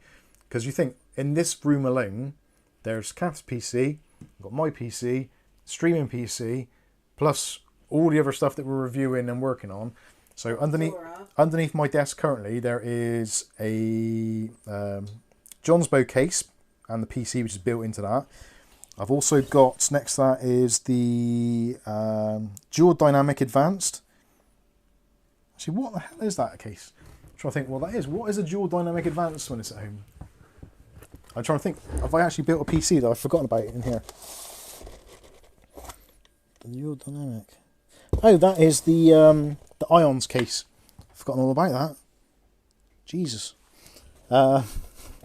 I was only thinking the other day, I could do with one of those Ions cases again. That was handy. And I got my Leanne Lee box there. So that's for my PC. And then over here behind me, got the, you've probably seen this in so many shots. So that is Kath's GameX F15 box. And inside of there is the motherboard box, the RAM boxes, spare parts, etc, etc. So anything to do with Kath's PC is in that box.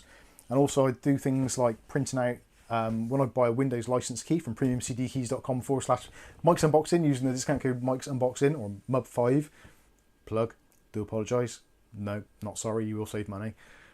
I print those out as well and I stick them in the boxes, so if ever I need to reinstall anything, I've got the license codes printed out in the motherboard box, ready to go. And next to that, there is the Thermaltake, the Series 500. So that is for the streaming PC. So inside there is the AIO box. Actually, no, it's not. The AIO box is up there, so let me just put it back in. In there's spare parts for the case. There's also motherboard box. All the bits are in there. So the graphics card box, the Elgato capture card box, I think that's in there as well. Again, all the receipts and all of the things like license keys, etc. I print off, put in the boxes, so I know exactly where it is. And especially for other things as well, it's really handy. Things like SSDs and M.2 drives, little boxes, RAM boxes, that sort of stuff. Stick them in the motherboard box, keeps it all together. So if you're ever unsure, which when you've got a few PCs in your house, it's really easy to do. So just stick everything in the motherboard box, stick that in the case box, and you know exactly where all your stuff is for that PC. It's really good, really easy way of managing stuff. Hopefully that makes some sense. Oh, actually, I know what they've done now. That's really clever. They've done an update to this chat thing now. So when I click on someone's chat, it changes its colour, so I know which ones I've actually addressed. That seems to be working. Amazing. Fair play. I like these people. This is something Ninja. I can't think what it's called now. Chat Ninja, I think it's called. That's working really well. Mine's not. I still can't do anything as modern there. Sorry. You need to update your Windows. Guitar Prog Rock. Update my Windows. I've nearly run out of space for my boxes of PC parts. It's on my phone. It's nothing to do with my Windows. Oh, sorry. You need to update your phone then. I'm not updating my phone. Okay. Truck fan question: do you think PC builds generate a lot of rubbish? Do you know what? I was watching a video from who was it? Oh, NAS Compares. If you've not seen NAS Compares, check out the channel if you're interested in NAS and storage, etc. It's actually a lot of information there. He was doing a build for a new NAS, like a self-built one, and he was unboxing stuff, and he was talking about all the plastic wrapping and the bubble wrapping stuff, and saying how terrible it was. And I must admit, I kind of don't really consider it too much, because ultimately, when you're shipping or sending anything, the primary goal is to make sure that that thing, component, part, whatever it is, manages to get from location A to location B without getting wrecked. So if I get a case come through and it's in a hulking great box, but it's a tiny little case, but it's been really well packaged, it's kind of like, well, I know why you've done that, because you don't want tempered glass shattering, or you don't want the front panel damaged, or whatever. I totally understand it, and I think that it generally is justified. On the flip side, when you order a M.2 drive from Amazon and it turns up in a shoebox with a little bit of paper, then yeah, that's obviously not so good. Having said that, recently I think Amazon have done very good in terms of packaging. If I've ordered any RAM or any smaller components, they've always turned up in those little tiny either jiffy bags or the cardboard kind of self-sealing ones. So although the glue is not biodegradable. Yeah, the glue isn't nice on it. It's a bit too sticky. It's all horrible in our compost. Ruined it all. Stuart Cleary says, storing empty boxes like in a Russian doll. Good idea. I've never considered it as being a good idea. I've just considered it as like a necessity because this house is tiny. And it's getting to the point where the attic is filling up as well now. It better not be. What are you putting up there? Bloody cases from Thermaltake. We'll have to have another clear out soon. Parody Gamer says hello. How you doing, Parody Gamer?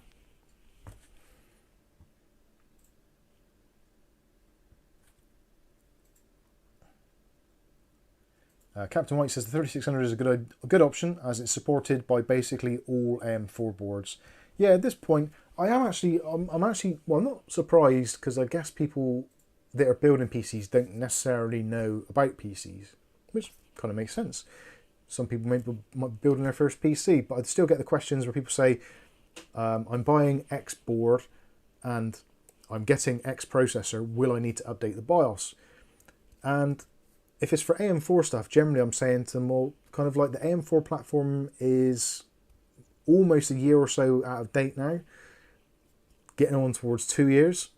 So if you're buying a motherboard which hasn't been updated for your BIOS, that motherboard has potentially been sitting on a shelf for way too long. It's unlikely that you're going to buy a motherboard these days that isn't going to have the latest BIOS that AM4 boards had. There's not always a guarantee of that, but I would always be, kind of, if I received a motherboard which is brand spanking new and it didn't have a Ryzen 5000 series ready sticker on it, I would question how long it's been on a shelf somewhere and if it actually had any warranty left on it. Because most manufacturers take it from the actual, they take an idea from the kind of the serial number when it was manufactured, and then they kind of give you a little bit of leeway and then your warranty from when you register it. But if it's like a really old board, if it's been sat on a shelf for 3 years or something, and then you buy it, they may not be able to warranty it because they may not have them anymore. So it's always a little bit of a confused, well, not confusing one, just a bit of an awkward one. William Bodie says, new on YouTube also, that I can see what videos I did see what videos I did see and how much of it. Yeah, I found that actually, if you're watching a video on YouTube, you get the bar at the bottom to say how far you've been into it. And quite often, if you come out of YouTube and went back in to find the same video, you'd have to restart it from the beginning. But recently, I've noticed that a lot of YouTube videos, I don't know whether it's all of them, but most of them, they start up where you left off. They used to do that years ago. They did, didn't they? And Yeah. then they stopped. They got rid of it. But I'm sure other platforms. But it's kind of nice because if you're like on your phone, say for instance you're at work or something, you start watching a video, you close it down, and then you come home, open up your PC, open up your browser, go into YouTube, and you can continue where you left off. Which is kind of one of those things which was basically, I don't know, it's like one of those assumed things that your profile would kind of follow you and know where you got to. Well, I'm glad it's doing it. Kenny D, Mike, I don't know if you answered my question about the recommended PSU for the 7800XT, because I think you may have missed it. I think I did. I'm not sure. Let me find out for you. Bear with me one moment. I'm actually quite interested in finding out this for myself. So let's find 7800XT. And I will try and share this screen for you as soon as I get it up onto the thing. There we go. Let's go to desktop. So there we go. We're on the AMD website. So introducing the Radeon 7800XT. Game, stream, advance. Maybe not. So what do we want? We want specifications. So where we are, compute unit 60. The ray accelerators is 60. Is that up from the previous 6800? I think that is actually. And also now we've got AI accelerators, which I don't want. Why would I want AI accelerators? That's someone else's job. That's like going to the supermarket and packing your own shopping or putting your own stuff for your checkout. That ain't my job. They'll be having you unload the lorry next. I know. Right. Typical board power for desktop units is 263 watts. And the minimum PSU recommendation is 700 watts. So that is based on a system configured with a Ryzen 9 7950X plus typical system requirements. So yeah, if you're using a considerably less powerful processor, then you could probably get away with maybe, I don't know, a 600 watt. It's going to be working out what kind of typical board power, 263 watts. So if you think modern graphics cards are designed to have power excursions, so that could quite easily, for a brief millisecond, if it works the same way as the NVIDIA cards do, which it might do, you could quite easily see that hitting 400 watts for a millisecond or two. So it's more going to be about your power supply being able to cope with those spikes or transitions rather than the actual wattage, because you can get a really good 700 watt power supply which might be able to do it fine, but then you might get a crap one which will fall over or give you an unstable system. So it's hard to tell, but realistically it does appear we're looking at a 700 watt as their recommended rating, which I don't think is too bad really. A 650 watt gold I think would be absolutely fine in that situation. Let's get my chat back up. There we go. So yeah, hopefully that answers your questions. Guitar Prog Rock says to Ugly Bob, YouTube are assholes, but they're still the only game in town. This is very true. Odyssey's quite good. Yeah, Odyssey's not bad. Got most of YouTube on there. Rodrigo asks a question, or makes a statement. I was ready to buy a 4070 until some days ago. Now I'm going to wait until the 7800XT to compare performance and price. I think, to be honest with you, that is the sensible solution. Realistically, if you don't have a graphics card currently, I think it makes the decision a lot harder. I'm in a rather privileged position that I've got 3 PCs that are working. Yep, AM5 still working. I don't necessarily need a graphics card, but I would like to get a graphics card. Especially one which I can put into my editing rig, which ideally needs to be an RX or RTX card. So yeah, there are many swings and roundabouts, but essentially I don't need to do it. The deals are on at the moment until the 5th of September. The other card is coming out on the 6th. Potentially, what are we on now? The 2nd. So 3rd tomorrow, 4th on Monday. I'm going to guess that on Monday, round about 2 o'clock. You'll be getting out of bed. Which is, yeah, I'll be getting out of bed. Which is YouTube's time for releasing videos for the USA market. I believe that's probably about 9 AM, I'm guessing. I'm not sure. Time differences, etc. So if there's going to be any potential leaks or any kind of last minute things where prices are likely or looking to change, I think that's going to be the time that it's going to happen. So we might have that last day, the 4th. I'm not sure if the deals end on the 5th or midnight on the 5th. So it's hard to sort of work it out. It's nice to get 75 quid off a graphics card if you can. But do have to consider, look at where we are in terms of the time of the year. We are now heading into September. What happens in October? No, not COVID. Bargains on Black Friday. I think Black Friday. Is Black Friday all? No, that's November, isn't it? Yeah. Beginning November. I was close. When is Thanksgiving this year? Because it's the day after that, isn't it? Yeah, it's just that. It's the day after Thanksgiving generally. So. January, that's why it's there. Oh yeah. I don't know these newfangled customs. I'm just an old-fashioned West Country boy. I don't remember if you used Black Friday. Anyway, so there you go. Boom. That's where we are. I agree. I personally think that most people should wait, but if you are after a bargain, which isn't around the same territory as the 7800XT, then the current deals in the UK on eBay with the promo code TAKE15, which takes off 15% for selected stores, is definitely worth looking at. Like I said earlier, the RTX. Actually, I'm going to have another look at that and see if I can find it, because I swear Kath's just being... What? About Black Friday? It's the Boxing Day of Black... No, the deals on eBay that you couldn't find. Oh. They didn't exist. They didn't. Right, get deal. I know, it is out of stock. Yeah. Shithids. I only did what you told me to do. So it was the Zotac GeForce RTX. Actually, is there any personally identifiable information on there which I can show? No, I think we're good. Thinking good enough. Yeah, located in, does it say? I don't think I'm even signed in. Just checking. Hold the line caller while the brain kicks in. There we go. So that is it on eBay. So the Zotac GeForce RTX 4060 8GB solo. So nice little mini ITX board.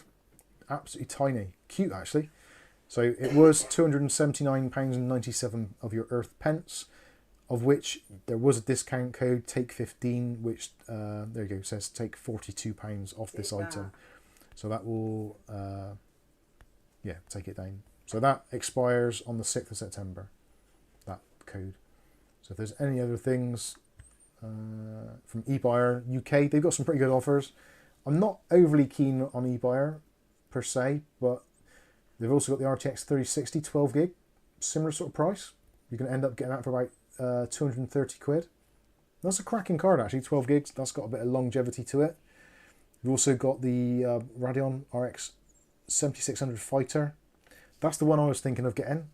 The XFX Radeon RX 6800 16 gig Swift 319, £434.98 with the discount of about 75 quid, brings it down to, what's that, 360-ish. Which, for 360 quid, that's a lot of graphics card. Really is a lot of graphics card. Then you've also got things like this, 4060 Ti. When that takes off about 60 quid off that, just over £300. It's not bad. It's not bad at all. So anyway, there's some potential deals to be had there. It's always a tricky thing, knowing what to go for, when to go for it. There's always the FOMO in there, the fear of missing out. I suffer from that massively. But I try to not let it get to me. Although I'm a bit gutted about that RTX 4060 going. I would have loved that. Truck fan question. Truck fan's getting all the questions in. Oh, actually, sorry. Matthew Day's question was prior to that. I better go with that a second.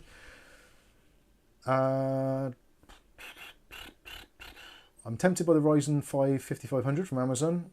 Yes, I have some vouchers. There's a surprise. Matthew Day loves the vouchers. Only PCI Express Gen 3, but Zen 3 versus Zen 2 on the 3600. Any drawbacks? Does 16 meg versus 32 meg cache hurt? It kind of does, but realistically, if it's a good price, I've used the Ryzen 5 5500, the 5600, the 3600, and other variants in the same sort of era, and to be honest, they all seemed very similar. In fact, from memory, I'm pretty sure the Ryzen 5 5500, bizarrely for some reason, felt the snappiest of the lot, which was really weird, because I remember using it thinking, this actually feels really snappy, but then thinking it's only PCI Express Gen 3, and potentially even with PCI Express Gen 3 times 16. It's like, it seems good. So, I don't know. It's a tough one. Question, have you had a PC fall apart on you after building? I don't know about fall apart. I've had it once or twice where I've built a case, had it on the desk here, and then I've gone to put it behind me here for connecting up, and like the front panels come off or something because I've grabbed it awkwardly. One of our first streams, didn't you nearly drop them down the side of the table? I think I did actually, yeah. Yes, I did nearly drop a PC on, I think, at one of our early streams. Can't remember why. You were trying to plug something in and it nearly slid off the edge of the table Yeah. down by the wall. And you're like, oh, I nearly dropped it then. And laughed. Wow, that's all you can do. William Bodie, Kath Churchill, do Mike drink tea tonight? Yes, I have got tea. It's very cold now.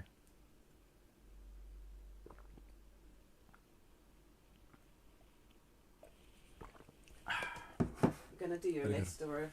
Yes, right. So list, we've done the AMD thing really, haven't we? Buy now or wait. Starfield, we've kind of talked about that already. Does anybody else want to bring anything else to the table in terms of the Starfield thing? I think, personally, I can see it happening.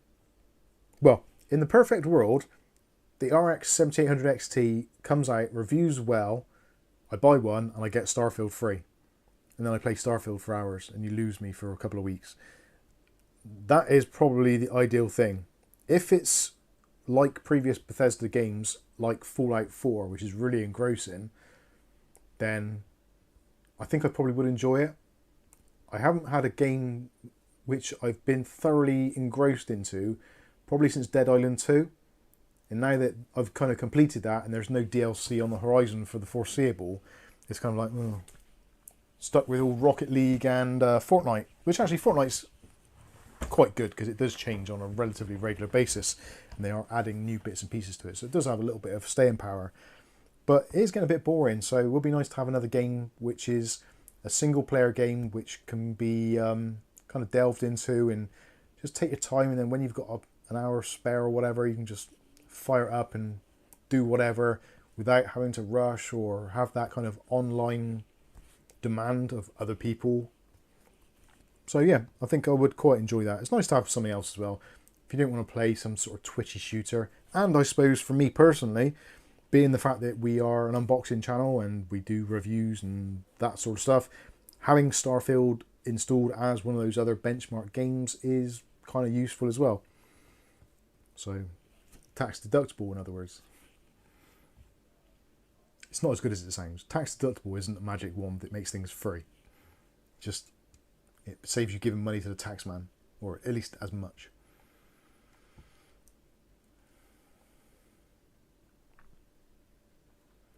Parody Gamer, I only get Seasonic PSUs and they have not failed me yet. Can't beat a good well, I was going to say you can't beat a Seasonic power supply, and I was going to say you can't beat a good Seasonic power supply, because Seasonic do make, well, they make great power supplies, but they do have some of their power supplies which aren't made by them, but they have their logo on, which aren't as good, which I think is a little bit misleading. So, yeah. Not all that glitters is gold, as they say. David Underhill, 7800XT MSI is what I want. I would quite like a Gaming X Trio 7800XT. That would be really nice.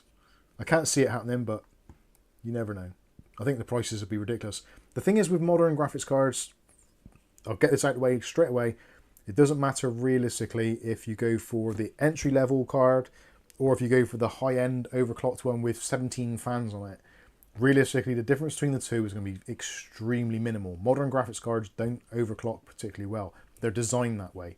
They have thermal limits, they have power limits, etc., etc. So the days of kind of buying a top-end EVGA video card because you can overclock the snot out of it, those days are pretty much over. You can undervolt stuff still, which does, in some instances, give you better performance, but it's not quite what it should be. So there's not really much point spending an absolute ton of money over the MSRP for a card, because you're not going to get your value for money for it. You might as well go up to the next tier. Truck Fan says, have you had a fan spin too fast and explode? No, I haven't, fortunately. I've had a fan burn out because I've connected up the RGB wrong. I've plugged in a 5-volt header into a 12-volt port, and vice versa I've done. Actually, funny, the something which was discussed on the stream earlier for Adamant IT, saying about the old-style floppy drive connector. Now, some of you probably haven't seen these. I'm guessing that the majority of you in the chat have never had a floppy disk drive installed in your computer, and it's probably for the best. I want a poppy disk drive. But years ago, when computers were an early thing in the 90s and probably the very early 2000s, probably not so much, but you had floppy drives, and the reason for that generally is you'd buy a component and the driver that made that component work was on a floppy disk. So you'd install your Windows 95 or your Windows 98 or maybe Windows NT, and then if you bought a new component, you'd get a floppy disk with it. Sometimes a CD-ROM, but generally a floppy disk was the thing. So you'd put your floppy disk in, install the driver, the INF file as it would normally be then, rather than executables, or you'd plug in the hardware, the plug-and-play thing would come up saying, please insert disk. You put in your floppy disk, tell it to drive A, show it the int file, and it would install your sound card, your modem, whatever it was. That was the kind of way floppy disks were a thing. Now the floppy drive has a specific type of connector, which is known as a Berg connector, I believe it is. I'm sure it's a Berg connector. Heisenberg connector. And the stupid thing is, the Berg connector fits exactly onto a 4-pin PWM connector. So there's been a few times, I've seen this myself, people have plugged in basically every lead on their power supply, and they plugged in a Berg connector or a floppy drive style connector into a 4-pin power header. And of course, turn on the PC, press the thing, boom, magic smoke. And it does happen. And this was something which was actually discussed a little bit on Adamant IT earlier. We're talking about connections and how they work. Now, I'm wondering for you in the chat. Now, some of you that are still in the chat, if you're still with us, if you're not completely pissed. I think Bob's doing the noise of a disk drive. Oh, God. There is a magical sound to a floppy disk drive being inserted. There really is. It's just, yeah, you don't hear it anymore. It's great. The noise of a PC starting up years ago was amazing because you had the floppy drive, which would seek first of all, then you have your hard drive spinning up, and then you'd have maybe your CD-ROM spinning up if you were lucky. Just all this combination, this cacophony of different mechanical noises was absolutely amazing. So yeah, retro gaming has got very much a place in my heart for that sort of thing. But something else which was being discussed was the difference between zero insertion force and low insertion force. Bob's going to take this the wrong way altogether, I know for a fact straight away. But they were trying to work out whether or not they were the same thing. Is zero insertion force and low insertion force basically the same description? And my answer to the question was it's all about retention. So a ZIF socket, now I'm talking about sockets now for processors. So this is, in the days, years ago, you'd have a socket on the motherboard, kind of like you do now, but you'd have a socket like AM4 or AM3, that sort of stuff. So you'd have a processor with pins, and you'd have a socket with holes. So pins, holes. Now a ZIF socket is called zero insertion force. So normally for a ZIF socket, you'd have a socket and there'd be a lever on the side. So you'd get the lever, lift it into the up position, and this basically retracts the retention mechanism.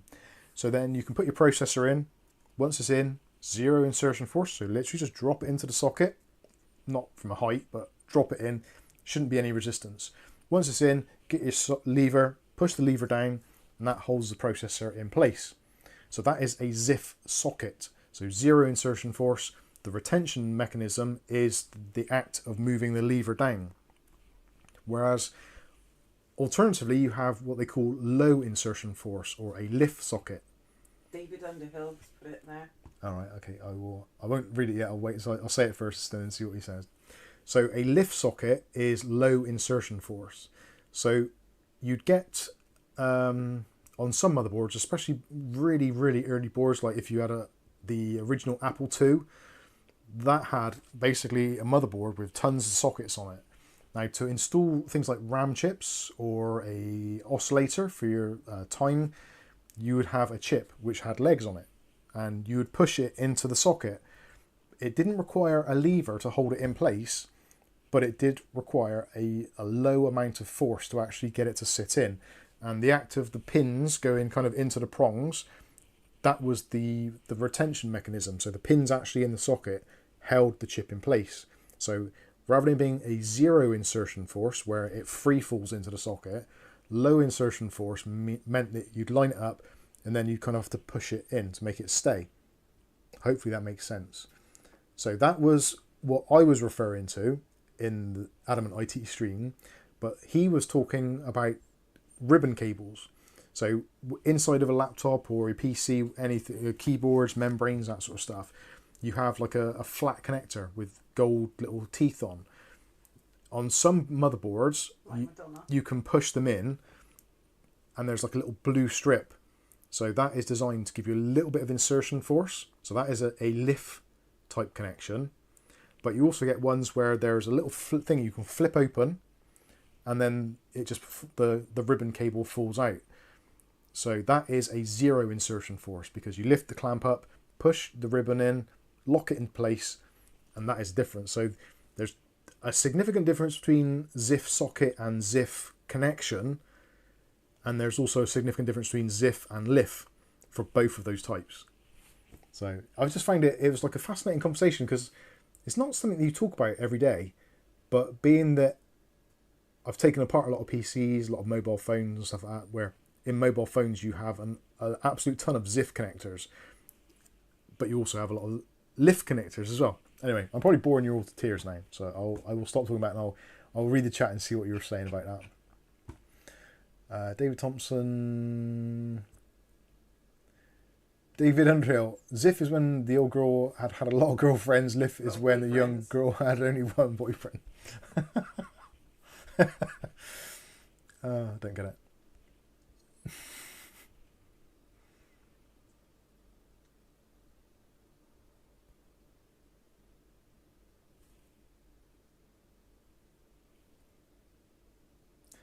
Hang on, guitar prog rock. I'm getting confused now. So guitar prog rock is a letter.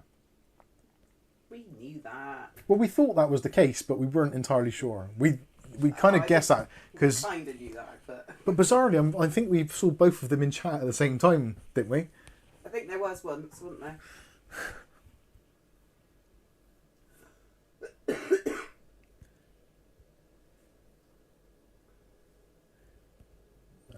So Alette's my pen name, but someone tried to out me for ghostwriting for one of my clients, so Alette's dead. Aww. Oh, gonna miss that. Stuart Cleary says the older I get, the more floppies I have. It's just going in a direction I don't want to go. Ugly Bob says Liff was a scary time for PC builders. Yes, it definitely was. Truckfest says, have you had a blooper on stream recently? Not really, because I just let them go anyway, regardless. I don't think... Can't think of anything, really. I drop the odd curse word every now and then, and say something I probably didn't be... Well, I probably say things which aren't 100% politically correct, or the view of the world sort of thing, but I don't call that a blooper. It's just things happen. Don't think I've dropped anything or broken anything. I think if I have I broken or blown anything up? No, but we do a bang to make you think. Yeah, Kath always does the bang noise whenever I turn on a power supply, assuming that something is going to explode, but it doesn't. I've scrolled too far now. David Thompson says, and one leg always missed the socket. Yeah, those some of those long socketed chips were a pain in the backside.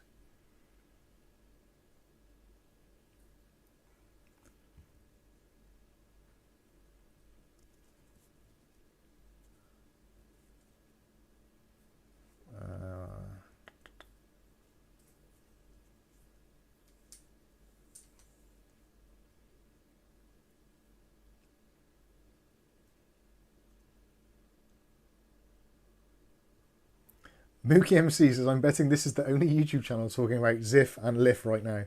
You're probably right. There was one talking about it about 4 hours ago. So you've done your list now? I don't know if I've done the list. Oh yeah, PC connections. Has anyone still has anyone got, actually I know the answer to this already because this is going to be just Matthew Day's dream come true. Have any of you still got CD-ROMs, floppy drives, zip disks, jazz drives, what was the other one? DAT drives or LS120 drives still in your system? Now, if you're young enough to not know what half of those are, excellent stuff. And hopefully you'll start shaving soon. But for those of you that are a little bit older, possibly in your, I'm probably saying your 30s and above, most of you will know what those items were. Now, if you're under 30, chances are you were probably joining the PC when the CD-ROM was being phased out and everything was going to flash drives, USB drives, etc. But I'm actually genuinely interested to know if you, if people are still using things like CD-ROM drives and zip disks or those types of devices. Whether you're using it as like in a retro PC or whether you're using it in your main PC, I'd love to hear either way. And I'm guessing a lot of you aren't going to know what they are. So I would suggest, most of you know what a DVD-ROM drive is or a CD-ROM drive is. I think most of you by now, even if you're relatively young, would know what a CD drive is or what a CD-ROM looks like. So not too much about that, but zip disks you may not entirely know a lot about. Now, when it all started off years ago, you had floppy disk drives, which were kind of like a weird thing because they weren't actually floppy. Although some of the early 5¼ inch ones and the 3½ inch ones could be. So you had very old style floppy drives where literally it's like a record, but a very thin record in a plastic sleeve, which fitted into a 5¼ or 3½ inch drive. Those eventually got phased out, and then you had the more conventional drives, like they were a hard plastic case, 3½ inch floppy drives, which most people, again, have probably seen at some point, or at least, if not, just Google it, you can see what it looks like. Very specific noise. Now, 3½ inch drives were great, but they had a limited capacity of 1.44 megabytes. So it wasn't like you could save a huge amount of data on a floppy disk drive, take it to another computer, and use it on there. There were limitations, like Word documents and things like that were pretty much where it kind of ended. Maybe the odd GIF, possibly maybe a WAV file or something. They didn't have a lot of capacity. So there was a company called... Hello. Hello, Dave. Sorry, clicking on. So a company called iOmega developed the zip drive. Now the zip disk actually was relatively popular, mostly I would argue with professional types. So if you had a PC at your work and you had a PC at home and you were working from both, you had a home office, zip drive was a really good way of transferring data because you had about 100 megabytes, which I think actually got doubled eventually to 200 megabytes. I could be wrong there, but I'm pretty sure that was it, 100 megabytes. So a zip disk was effectively basically a floppy disk, but a bit thicker. And it had a dedicated drive, which was still a 3½ inch bay, but was a slightly bigger drive. Now, these were actually pretty good. Back in the day when I was doing PC repairs, you go into certain places, especially anyone that did anything with art or printing, generally they would have a zip drive, whether it was in a PC or connected up on a parallel port. Yeah, back in the day, you'd have them actually connected on a parallel port, which is what you used to have printers connected to, and it would have a pass-through with the printer connected as well, so daisy-chained.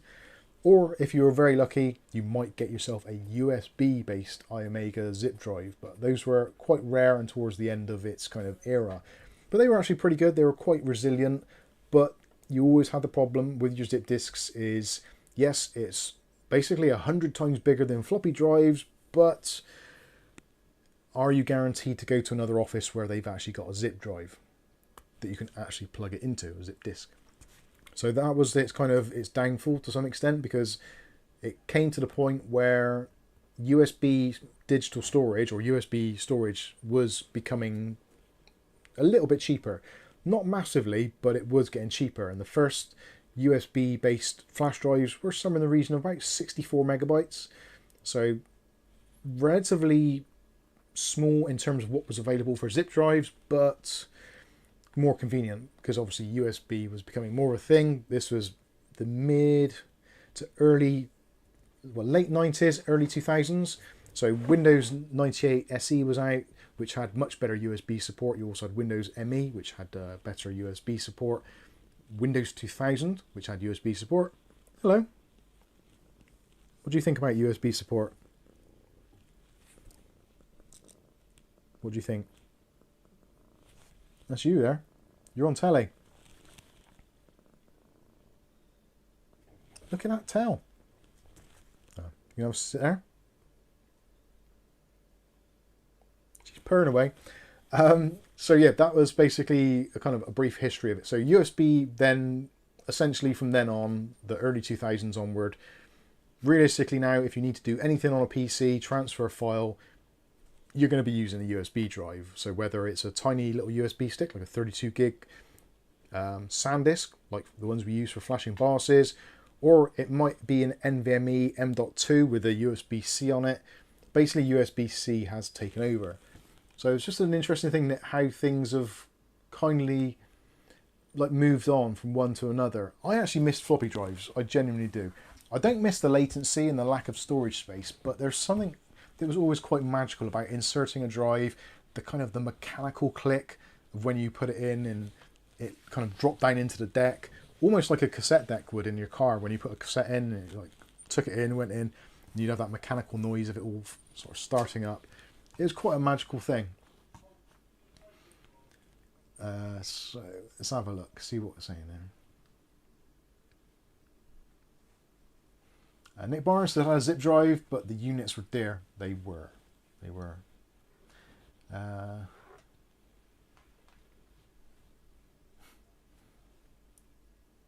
Blooper. Oh yeah, that was a blooper, yeah. Sorry. Oh yeah, your ears when I dropped the mic.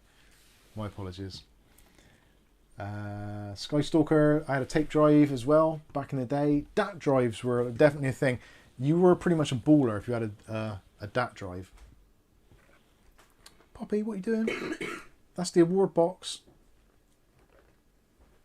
Comfortable, eh? Wild Bill says I had a DVD-ROM drive in my Half X that I only got rid of about a year ago. Matthew Day says I had a parallel port scanner. Yeah, we had a parallel port scanner. Poppy's in the award box, George. Parallel port scanner was the actual definition of hell, because you had your parallel port printer, which normally would daisy chain through your scanner. So rather than these days like you have a combination printer, copier, scanner, it was two separate devices and they were both on separate hardware interrupts.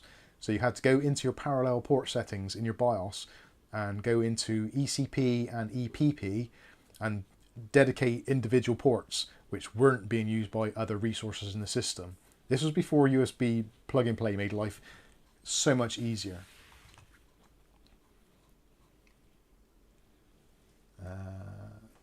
Alpha Dingo's got an 8-inch floppy drive. Lucky you. Mookie MC, my workplace has a lot of material archived on Jazz drives. Yeah, refresh my memory there. What was the deal with a Jazz drive? Was it the same principle as the iOmega? Was it cartridges or was it a tape? I seem to be very, very foggy on that. I don't think I ever actually used or sold a Jazz drive. I could be wrong. Or a backup tape. Yeah, or backup tape. Was a Jazz drive a backup tape? Like a DAT? I don't know. George, before you know it, you're going to be on the screen. Yeah, he will be soon. George talks tech. GTT. LTT's over. GTT's going to be the next one. Skystalker, I still have an external USB Blu-ray DVD CD-ROM, an external USB zip drive, and an external USB 3.5 1.25 inch FFD.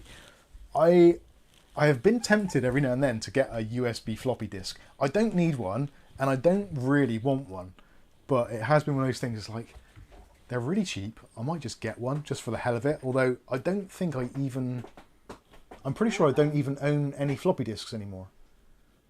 I used to have Windows 95, the full installation media, on floppy disk drives, but yeah, not seen those for a long time. Hell's Gate says, yep, have them in my old development server, but then I did start in IT way back when we had to change magnetic drums by hand. Yeah, that predates me, I think. Ugly Bob says, VD drives of the future. I don't know what that is. And it sounds terrible, and being that it comes from Ugly Bob on a Saturday night at this time. Ugly Bob, I have a JZZ drive, but that's something different. Oh, yeah. Bob's got a jizz drive. It's where he keeps all his porn. Kim Borch, only have an external USB DVD drive for the old things. Last time I used it was maybe 2 years ago when my wife was taking her driver's license.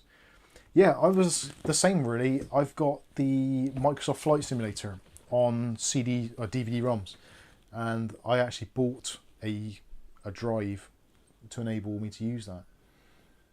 Which, it was a mistake really. I should have bought it on Steam or something. A digital version, I guess that's the same with most things these days. A digital version is far better if you have access to that digital version. Of course, with physical media, if for some reason your account gets hacked or banned or whatever, then obviously you lose all your software and your backups and all that kind of stuff. So there is still very much a need or a desire for some people to actually have physical medium. So I think CD-ROM drives and DVD-ROM drives will still be around for quite a while. But their days are definitely numbered. Definitely.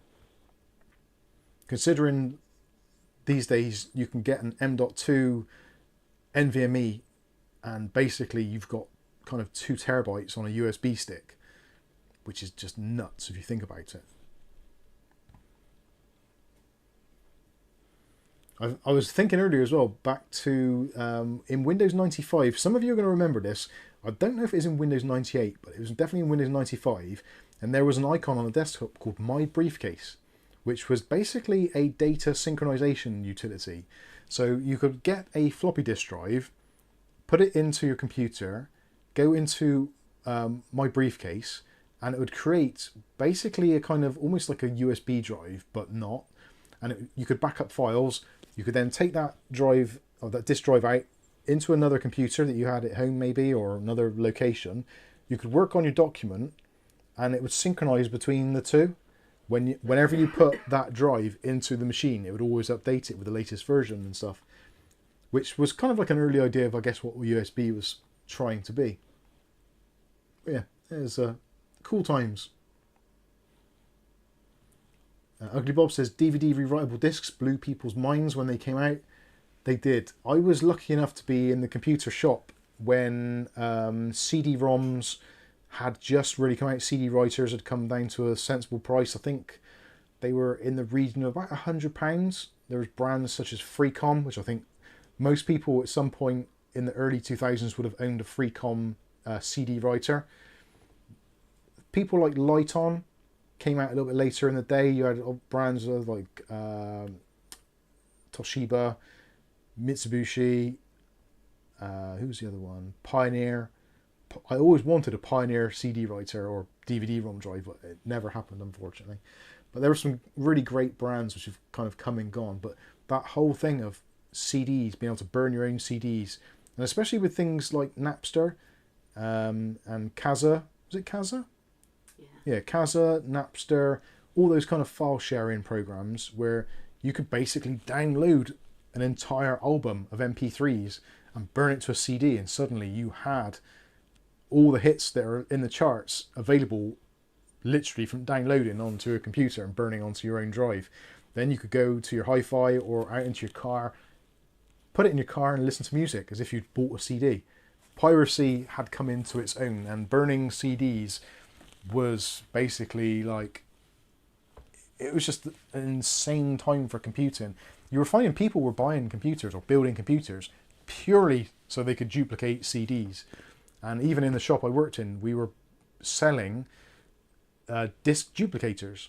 So you'd get a tower about kind of this high, and literally the top 5 bays would be DVD writers or CD writers, and they would install very basic software like Windows 98, Windows 2000, literally install something like Nero Burning ROM or Adaptex Easy CD Creator, and literally they would just go and burn CDs. And then you had, of course, printers that came out which could print onto CD labels, and that changed. Green cases for Xbox games. And yeah, they even sold blue cases for PlayStation games and green cases for Xbox games, so you could pirate your games, stick your labels on, and make it look like you had a genuine collection. Genuine? Absolutely amazing time. That's a bit Irish. It was. And that was back in the days when piracy was one of those things that it was kind of new and a little bit of like a black art. So if you knew someone who could copy discs, they were suddenly like your go-to person at work. You'd be like, oh, I've got this disc, can you copy it? And they'd be like, yeah, do that for a $5 or something. Like, there was a real economy going on in the black market with just normal, regular, everyday people, primarily geeks, but then copying discs like FIFA 99. I think that was one of the most pirated disc games ever. Just, yeah, really crazy times. But because of that kind of almost enabling of copyright kind of bypass, in copying games and obviously Windows as well, you could pick up a Windows 98 SE disc pretty much anywhere, and you could install it on your PC and be up and running because there was no copyright protection. That actually fueled the PC market, because there was all those people that were possibly put off by buying a computer or building a computer because of how much the operating system cost, whereas they could buy a PC which someone cobbled together and stuck on a free copy of Windows 98 and save themselves maybe £100 or £89 or whatever the cost of it was back then. So yeah, it was a very different and kind of unique time in computing, which I don't think we'll ever see again because of obviously DRM, copyright protection, all that kind of stuff, and PCs being generally online all the time, especially things like Steam. Obviously, if you go on Steam with a hacked game, there's a chance you're going to get your account banned, so you don't really want to do that. And the prices and accessibility have come right down as well, so there is that to consider as well. But yeah, back in the day, pretty much all games were offline. Very few that were online. Things like Unreal Tournament was probably one of the big ones that was online. Then you had things like Doom. I think that was online to some extent. There's a few online games, but most of it was all offline. So you could basically get a game, download a CD crack for it, and you were golden. And you could have thousands and thousands of pounds worth of software that cost you basically the cost of a pack of CDRs or DVDRs. I do kind of miss that time. It was kind of like a very naive time in computing, but then a lot of people were taking advantage of that naivety and selling hooky software. But yeah, it was mad.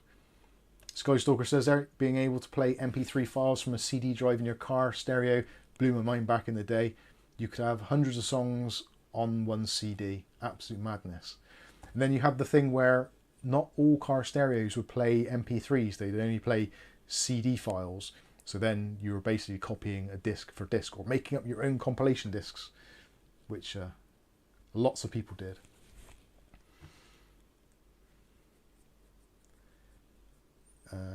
Shrek OC, there's no such thing as bad publicity kind of thing. Yeah, pretty much.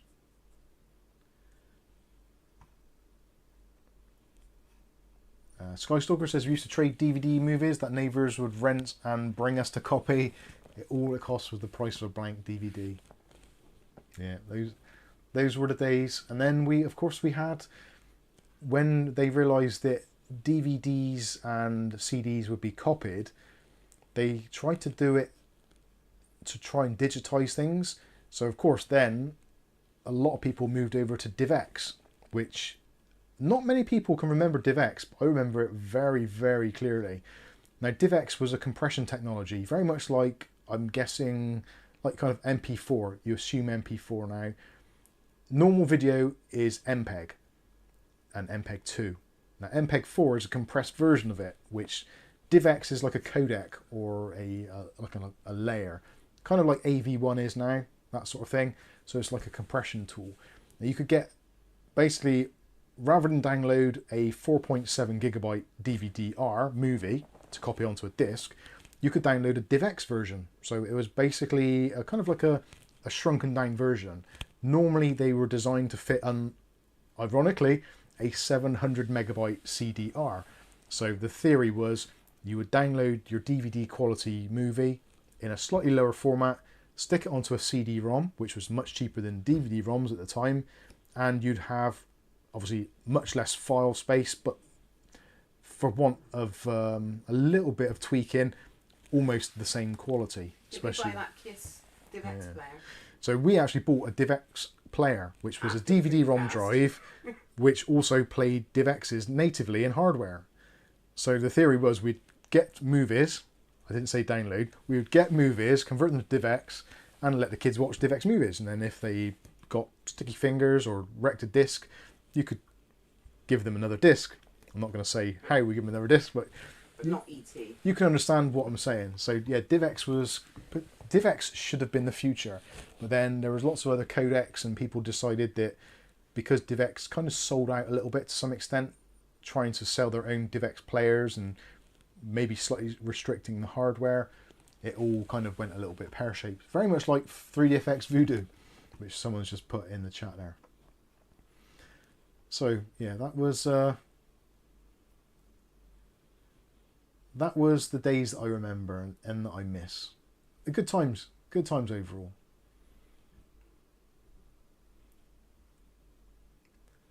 David Andrell says, I was the opposite. I worked for the government, helping them improve, track and prosecute pirates. Someone had got to do it. You were very much like the what's those people that put the stuff on cars that are parked illegally? Meter maids, what do they call them? Traffic wardens. You're like a traffic warden in the UK. Aren't they called parking assistants, which is... Oh yeah, parking assistant. Oxymorons. Oxymorons. They actually do. I think they'd help you find somewhere to park. David Underhill says, DivX is built into my old LG plasma TV. It had the potential to be a really great thing. And I think the very first DivX movie I watched was The Matrix, which gives you an idea of roughly the timescale as well. And it was at that point where technology was getting like really good. So you had Unreal Tournament out, you had a lot of 3D games. I think the processor of the time was probably like a Pentium 3 500 or something. So quite early days. Alpha Dingo says, and don't forget video CD. I don't think I ever used a video CD. I'm not too sure. Mark Barry says, a lot of people use DVD decryptor to DVD shrink back in the day. Yeah, sorry, and DVD shrink. Yes, I remember using DVD shrink, definitely.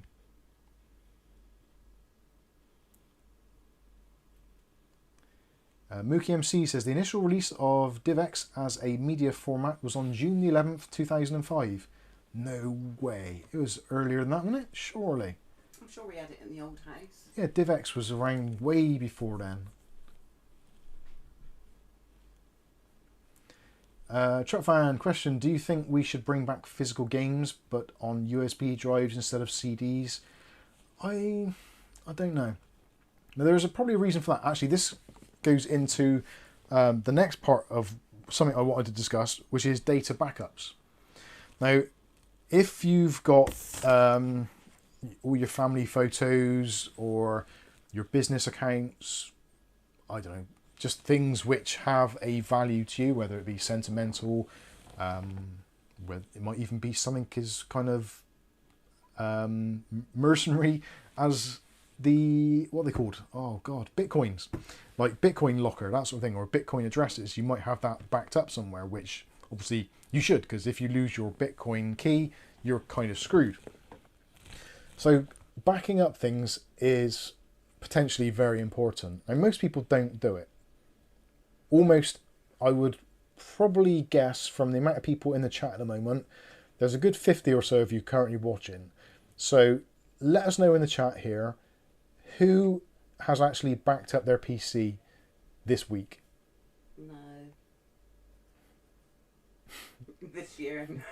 You have. You do yours every day. You do. I do it. Yeah. Never. Junior says, Matrix was the first DivX movie I watched. Same here. Shrek says, you can't be a proper pirate without the West Country accent. This is very true. So, let me see. Truck fan says, not me, but I need to. Rick H says, oops. I guess that's a no.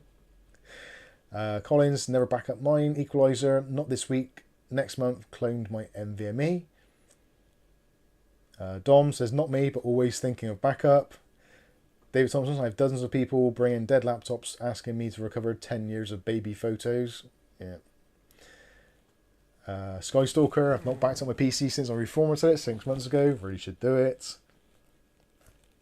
David Underhill says, I've backed up my PC since this stream started twice.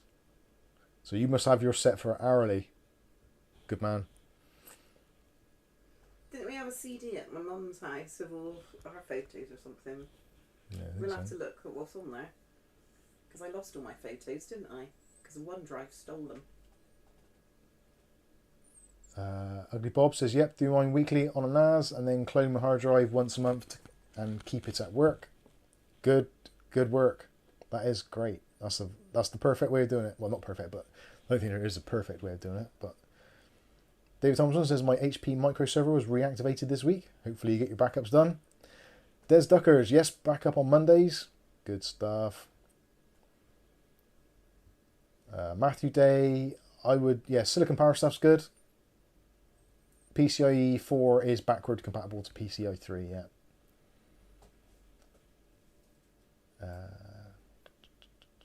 Angel's in.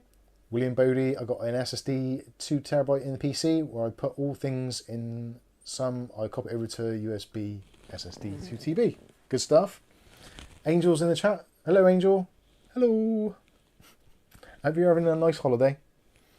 And hopefully Brennan's sunburn's gone down a little bit. Sunburn? Yeah.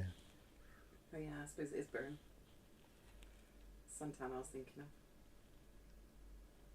Truck Fan says, I have to go to the loo and when I want to play something, so I'll have to bugger off. See you later. No worries, see you later.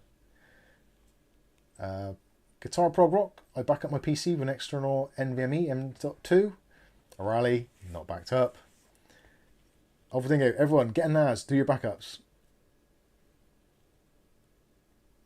Don't blame you. So this is basically, I wanted to see how many people actually do. And it does seem that there are some of you that actually do your backups. Not me. It can be a very easy thing to do. Yeah. If you set it up correctly. Now, the thing is as well, people are always relying on their backups. And of all of you that do your backups, how many of you have actually tried to do a bare metal restore? So literally take your hard drive out, put in a brand new hard drive, and then restore your computer to a working state from that backup. Never. Or grabbed your backup disk and actually scanned it or plugged it into another computer just to see if you can access any of that data. Now, something which a lot of people don't realise is that if you back up onto an SSD or a solid state drive, the way that it stores the information, after time, the drive will generally lose power and potentially lose some of that information which is stored in the RAM, which I don't think a lot of people are aware of. So there's that thing of, do you back up all your stuff onto a hard disk drive, which is slower, but generally you can put a hard disk drive somewhere for 10-20 years and probably still get data off it. Even if the drive fails, potentially you can still get data off it. Whereas with SSDs, because it is NAND flash, if the flash loses its flash or dies, data gone. So that is the question. How many of you actually try and restore your data? Now, I've actually done this relatively recently with my PC behind because of the problems I've been having.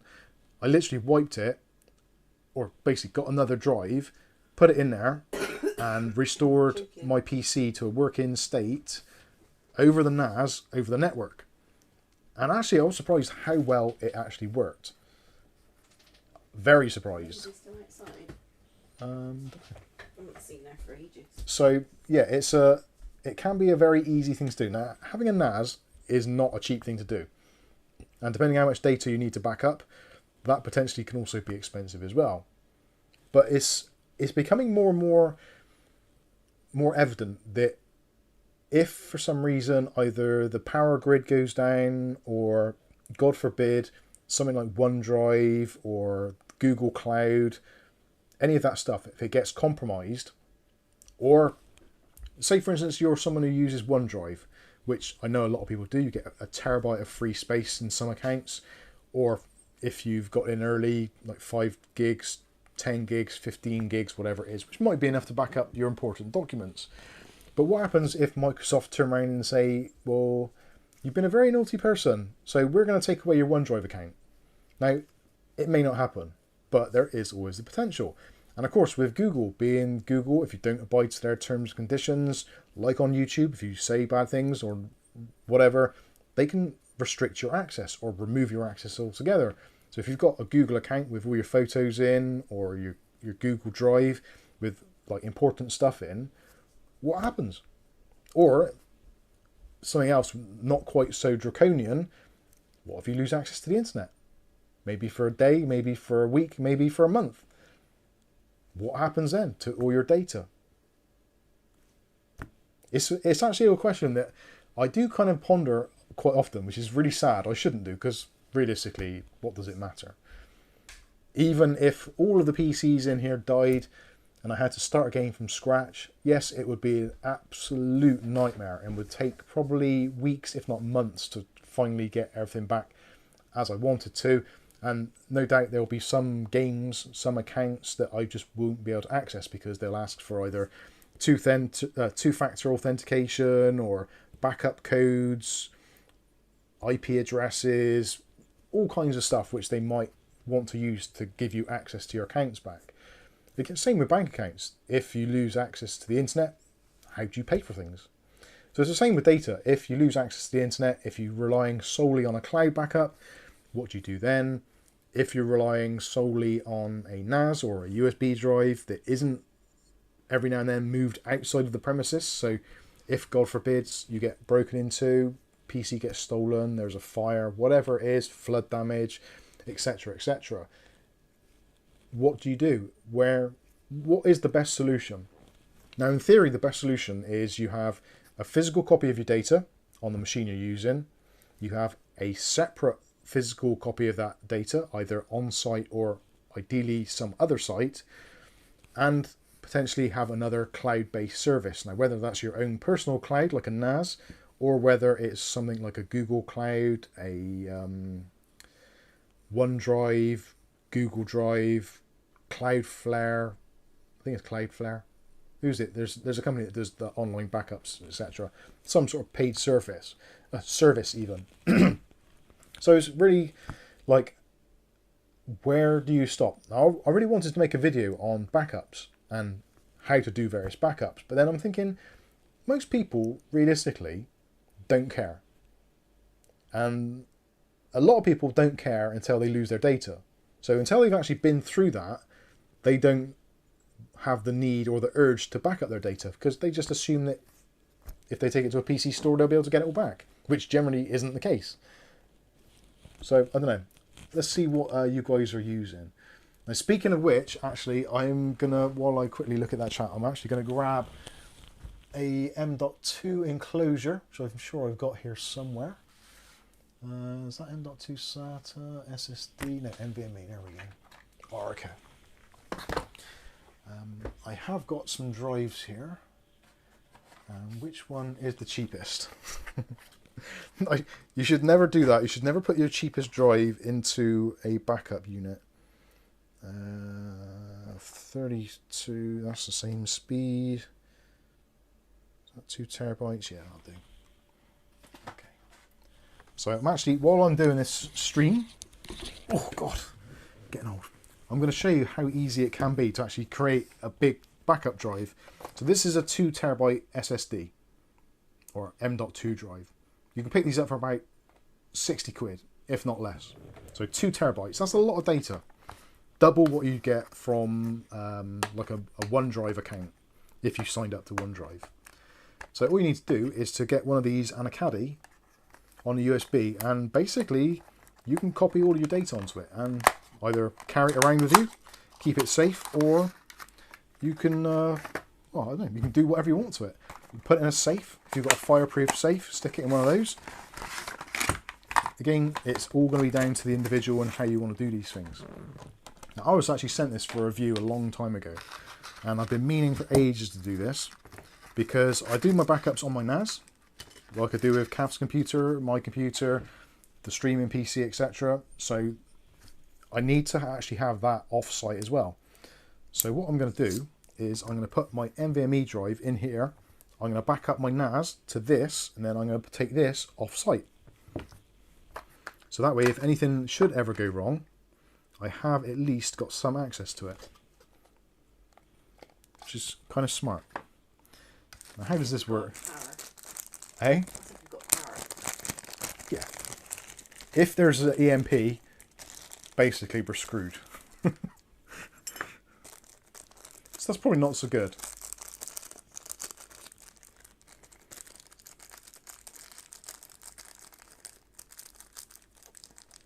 Just reading your chat there. Nick Barnes says, don't believe in cloud services because insecure. So you're saying use hard disk drive for long term for photos. Yeah, definitely. If you've got photos and important documents which cannot be replicated for some reason or other, then I would 100% suggest not using solid state storage as a primary location, because it isn't designed for long-term storage.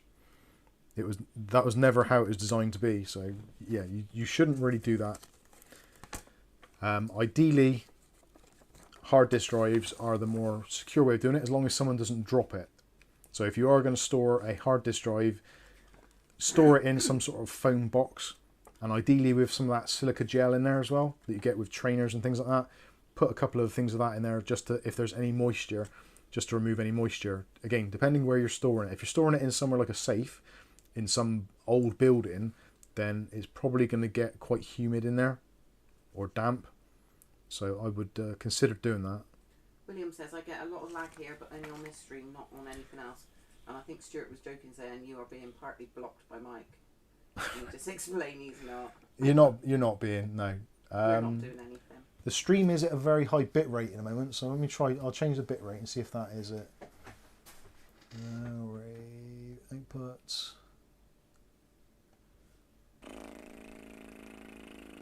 Reducing.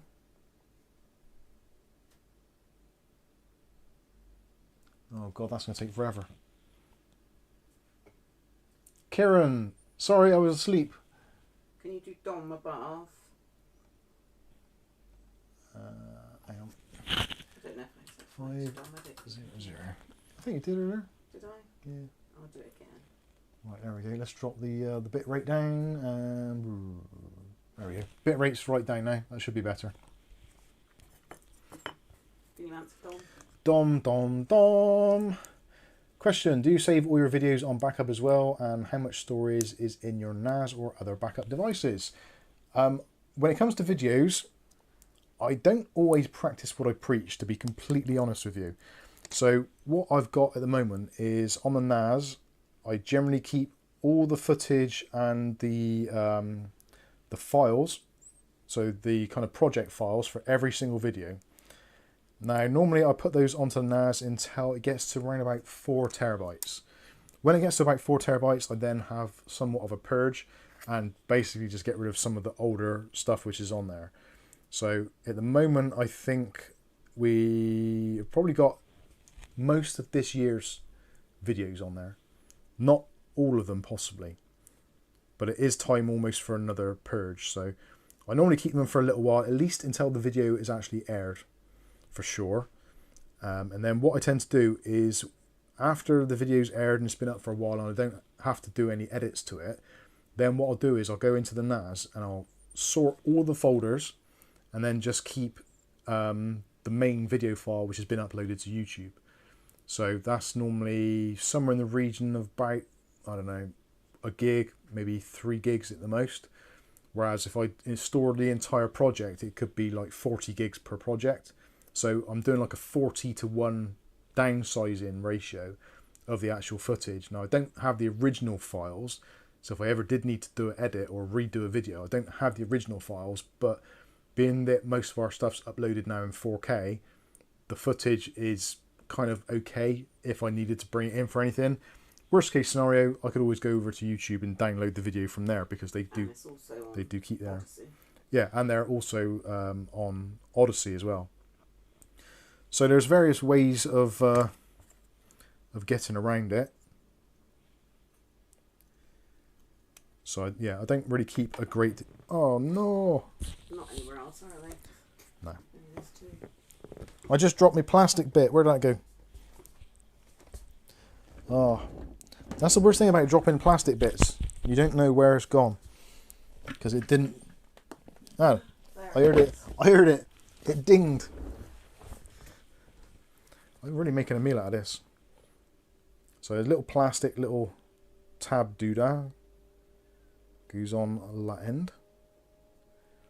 It doesn't really hold in very well there, actually. Data can survive up to about 400 weeks without being powered. 400 weeks? Yeah. That's pretty good. It's like 10 years. I'm not sure. 5 in it. No, 8-ish. 52 weeks in a year.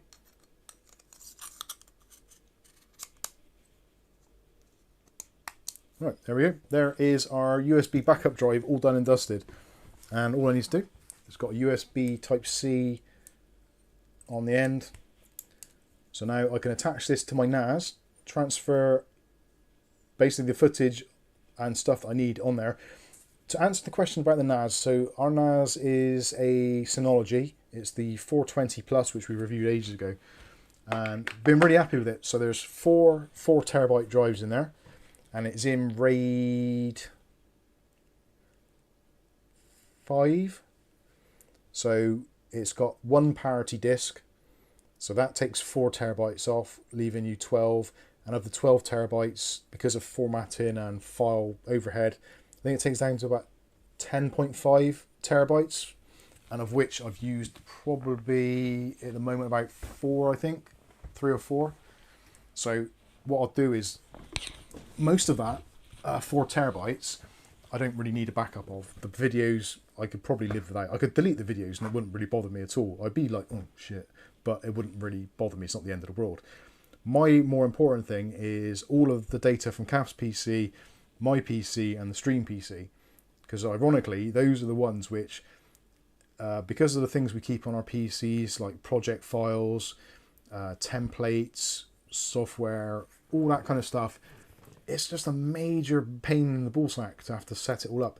If tomorrow I came down and my PC was dead and I had to put a new drive in, install Windows from scratch, configure all my software, all those downloads, games, all that stuff, it would be at least a day's worth of work. And it would probably still take me a little bit longer to get it to how I actually wanted it to be. So it's like, how much is a day's worth of downtime worth to most people? You kind of, that's the value you put on it. And also the hassle factor. Do you want the hassle? Realistically now, if that PC dies tonight, I can come down tomorrow morning, grab an M.2 drive, stick it in the computer. Lol. Lol. You'll be going to work. Yeah. I can run the Synology backup software and it'll be transferred and back over on from the LAN. Probably an hour, 2 hours. It'll be done and dusted and ready to go. And that is well worth. Yeah, I can go and take a crap, and by the time I'm done, I'll come back and it's like, oh, PC's ready. Like when you go to a restaurant and you go for a pee and you come back and your food's on the table, you're like, yes, that's timing. But what does concern me is the fact that the NAS is on site and there's no off-site backup as such. Now there kind of is through various cloud services, but I don't always rely on those 100%. And also, if you have to download your data from a cloud service, it's going to take ages. Like, you imagine what it's like downloading a game. That takes long enough. Imagine if you had to download an entire PC. That's just, ugh. Doesn't even bear thinking about. It really doesn't. The Trojan, in winter I normally miss this as it's too early on a Sunday for me. Oh. They're lucky, they're coming into their spring now. Spring. If only. I feel like we've just had autumn. Trojan, it's good to have you here. And actually, I should say Trojan, and for all of you actually are on the other side of the world, or the other side of the dome. Thank you all so much for all the work you do on the Discord in the hours that we're not online, for us in the UK and Europeans as well. Massive shout out. You guys are keeping this thing ticking. So thank you very much for that. You green. Oh, that's the Saturn one, isn't it? I need to do something with that. That's what Bob sent me. Bless you, Bob. Or your YouTube videos 3, 2, 1 backed up. No. Well, the YouTube videos are backed up because they're on Google's cloud as part of YouTube. So if I need to, I can just log into YouTube and download all the videos. Obviously, don't have the files as such to remake the content, like to edit it. I've only got basically whatever is uploaded and what you can see. But yeah, effectively they're all there. So I don't have to be too concerned about that, which is why I can quite easily delete them from the NAS and it's like, yeah, whatever. Because I don't transfer them onto the NAS until they're finished with and uploaded. That's one thing I get into a strict routine. So I've got my editing drive, stays on there, and then almost the day after that I've uploaded the video to YouTube, I then grab that folder in its entirety for the project, then dump it onto the NAS. So that way I don't have to back up an additional 40 gigabytes of info from my PC when it does the PC backup, and I know the files are relatively safe on there if there's some sort of hard drive failure. I should get into the habit of actually dumping the data onto the NAS before I start editing. So if anything happens to the drive in the PC overnight, if I haven't edited a video, I don't lose it, but then the PC is being backed up to the NAS anyway, so yeah. There's quite a lot of security there. War games? War games, love to. War games. I have a question. Can't even see war games. Might be further up. Kieran says, should try using the 13500A77 as your stream PC. Wonder how it'd fare. It would do absolutely amazing. And it'd be super quiet as well. I actually built up the system. It's fully finished now. And it is amazing. It really is amazing. I was so tempted to change it over. War games. War games, I have a question. How many beers should I drink before building a PC? I would say enough to take the edge off so you're not nervous, but not too many that you can't see the pins on the motherboard. I think that's the sensible idea. Ideally, unless you're quite proficient at building a PC, I would probably not drink a beer before building it, if you can help it, because it's probably not going to help. But would it be the same answer if Ugly Bob was asking that? Yeah, I think so, yeah. I think it doesn't matter who it is, if regardless of who you are, and even myself, like I've had quite a lot of experience building PCs, but I know for a fact if I have a couple of drinks, if I get to the point where I'm a little bit too happy, it's potentially going to end up costing me a lot more than a pack of beer to replace anything which I damage. So I probably wouldn't. I would maybe have a can just to be chilled out, but yeah, don't get wrecked. Because it's going to be potentially an expensive thing to rectify. Yeah. Can you use the can to pull the CPU out? No, could you use it to cool it? I have done. Yeah. Does it warm your beer? It didn't really do a great deal of anything from either direction, really. It was pretty useless. Right. So now, going back to my previous statement, so now the boxes for the Oracle Drive Caddy and also the Faxiana SSD, those two empty boxes will now go into the NAS box, which is stored in another box. Oh my god. So I know where my backup for my NAS stuff is. So if the drive, which has a 5-year warranty, fails, I know, that's my NAS backup drive, so it will be in the NAS box. So, you're pretending to be all organised. I'm not pretending, that's exactly how it works. Exactly. But then you can't remember where you put it. The NAS box We is all in know that. the NAS box is in your PC box. I know this. But everything else, you don't know where it is. No, true. You're so funny.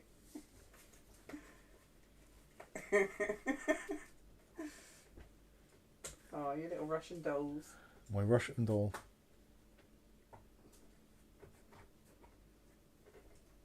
I always wanted Russian dolls. My brother had some and he wouldn't let me play with them, so I had to wait till he went out. Don't know why he had them. I think someone gave him them. Where are we? A letter. Stroke guitar prog rock says M.2 should last 1.5 million hours. I won't want to count them.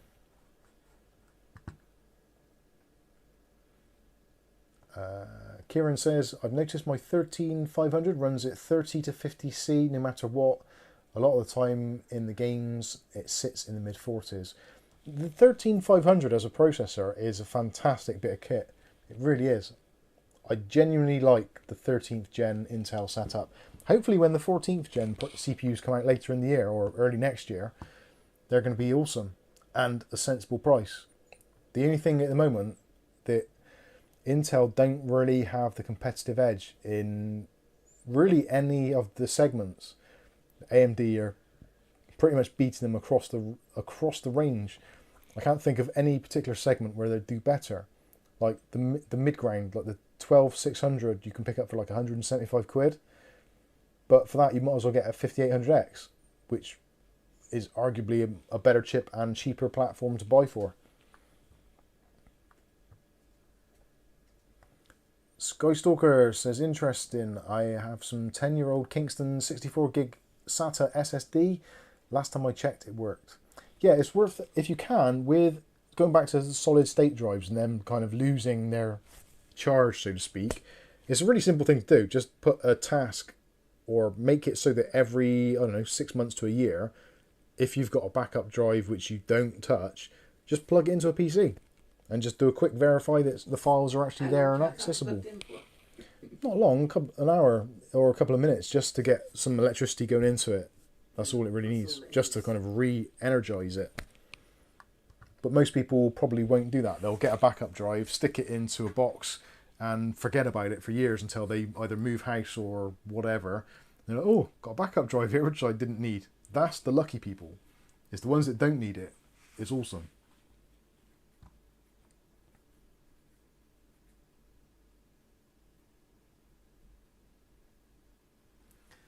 O'Reilly says, if you use an NVMe or SATA SSD in a room with an ambient temp of 40C and the drive running at 50C+, then the data can be between 2 and 15 weeks unpowered. There you go. Interesting stuff. Didn't know that. Stuart Clary is coming in €20. Thanks, Mike and Kath. As we say in Ireland, use our great crack. What was that? Thank you. Say again? I'm not saying it again because I've embarrassed myself and Ireland at the same time there. Thank you, Stuart. Hell's Gate, did you miss my cue? Whether an AMD 7600, B650, 32 gig, blah blah blah, might RX. Might bottom. Oh yeah, I see. I get it. Sorry, I'm getting the numbers around the wrong way. No, it should be fine there. The 7600 is a really good processor. Realistically, bottlenecking for most modern systems, unless you go for like some real extremes one end or the other, then you're not really going to see a huge amount of bottlenecking. Now, clearly, if there's a specific title, like something which is CPU bound, like maybe CSGO, and you're playing at 1080p, super low resolution, you might find a little bit of a bottleneck somewhere in the CPU, but realistically, it's going to be extremely unlikely. 7600, 32 gigs of RAM with a RX7800, you're going to be absolutely fine. The only thing I would say is, like, it's the AM5 platform, so you may not necessarily be bottlenecked, but you're potentially going to always be thinking, is it going to remain stable? Now, if you like tinkering with PCs, then it's brilliant because it's just another thing you have to work on. It's like people who buy old cars. Like, they know there's faults with them, and it's kind of part of the joy of owning the car, having to retune the carburetors or stuff. And the same as AM5 at the moment. It's one of those, it's an enthusiast level product. AM4 is strictly like business, games, whatever you want to do. It's just a super stable platform because it's matured and it has become that. It wasn't when it started out. AM4, when it first launched, was an absolute horrible buggy mess. And we're basically going through the same growing pains. It's going to happen. As long as you're aware of that and you're happy to go along with that, and you're not expecting it to be rock solid stable, then you're in a good position. If it's a mission critical PC, you're video editing, you're live streaming, anything that it needs to be reliable and have kind of 100% or as close to uptime, then it's not really there. Not yet. But in terms of bottlenecking, it's going to be fine. Wargame says, I just found a QNAP TBS 464 NVMe NAS SSD, which I think what you're talking about, Skystalker. Oh, is that the SSD based NAS? I must have missed part of that conversation.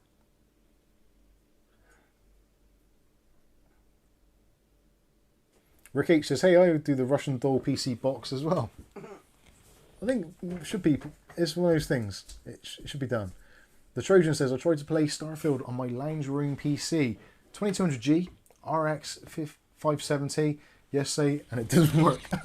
Is that because the lack of cores on the 2200G, because it doesn't need a 6-core processor minimum?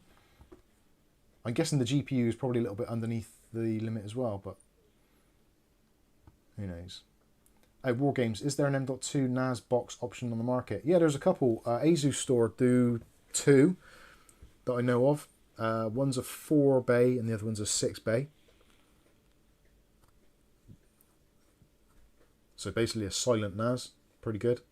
The thing is, with NAND flash drives, because they're moving so fast, you have to try and make sure that the drives are all a similar capacity or size or model, just so that the data syncs kind of as it should do.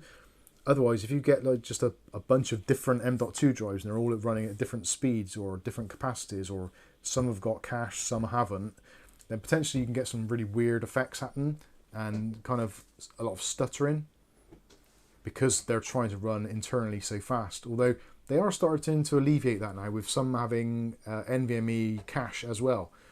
So they have a cache drive and also you have your storage drives.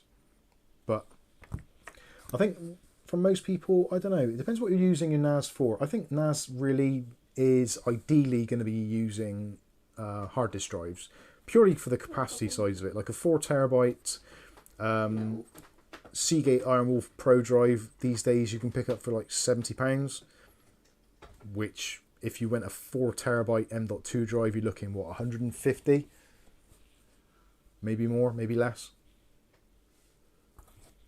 So depending how many drives you use, you could probably do 16 terabytes of storage for what, £280, whereas if you went for M.2 storage, you'd be looking at like 560.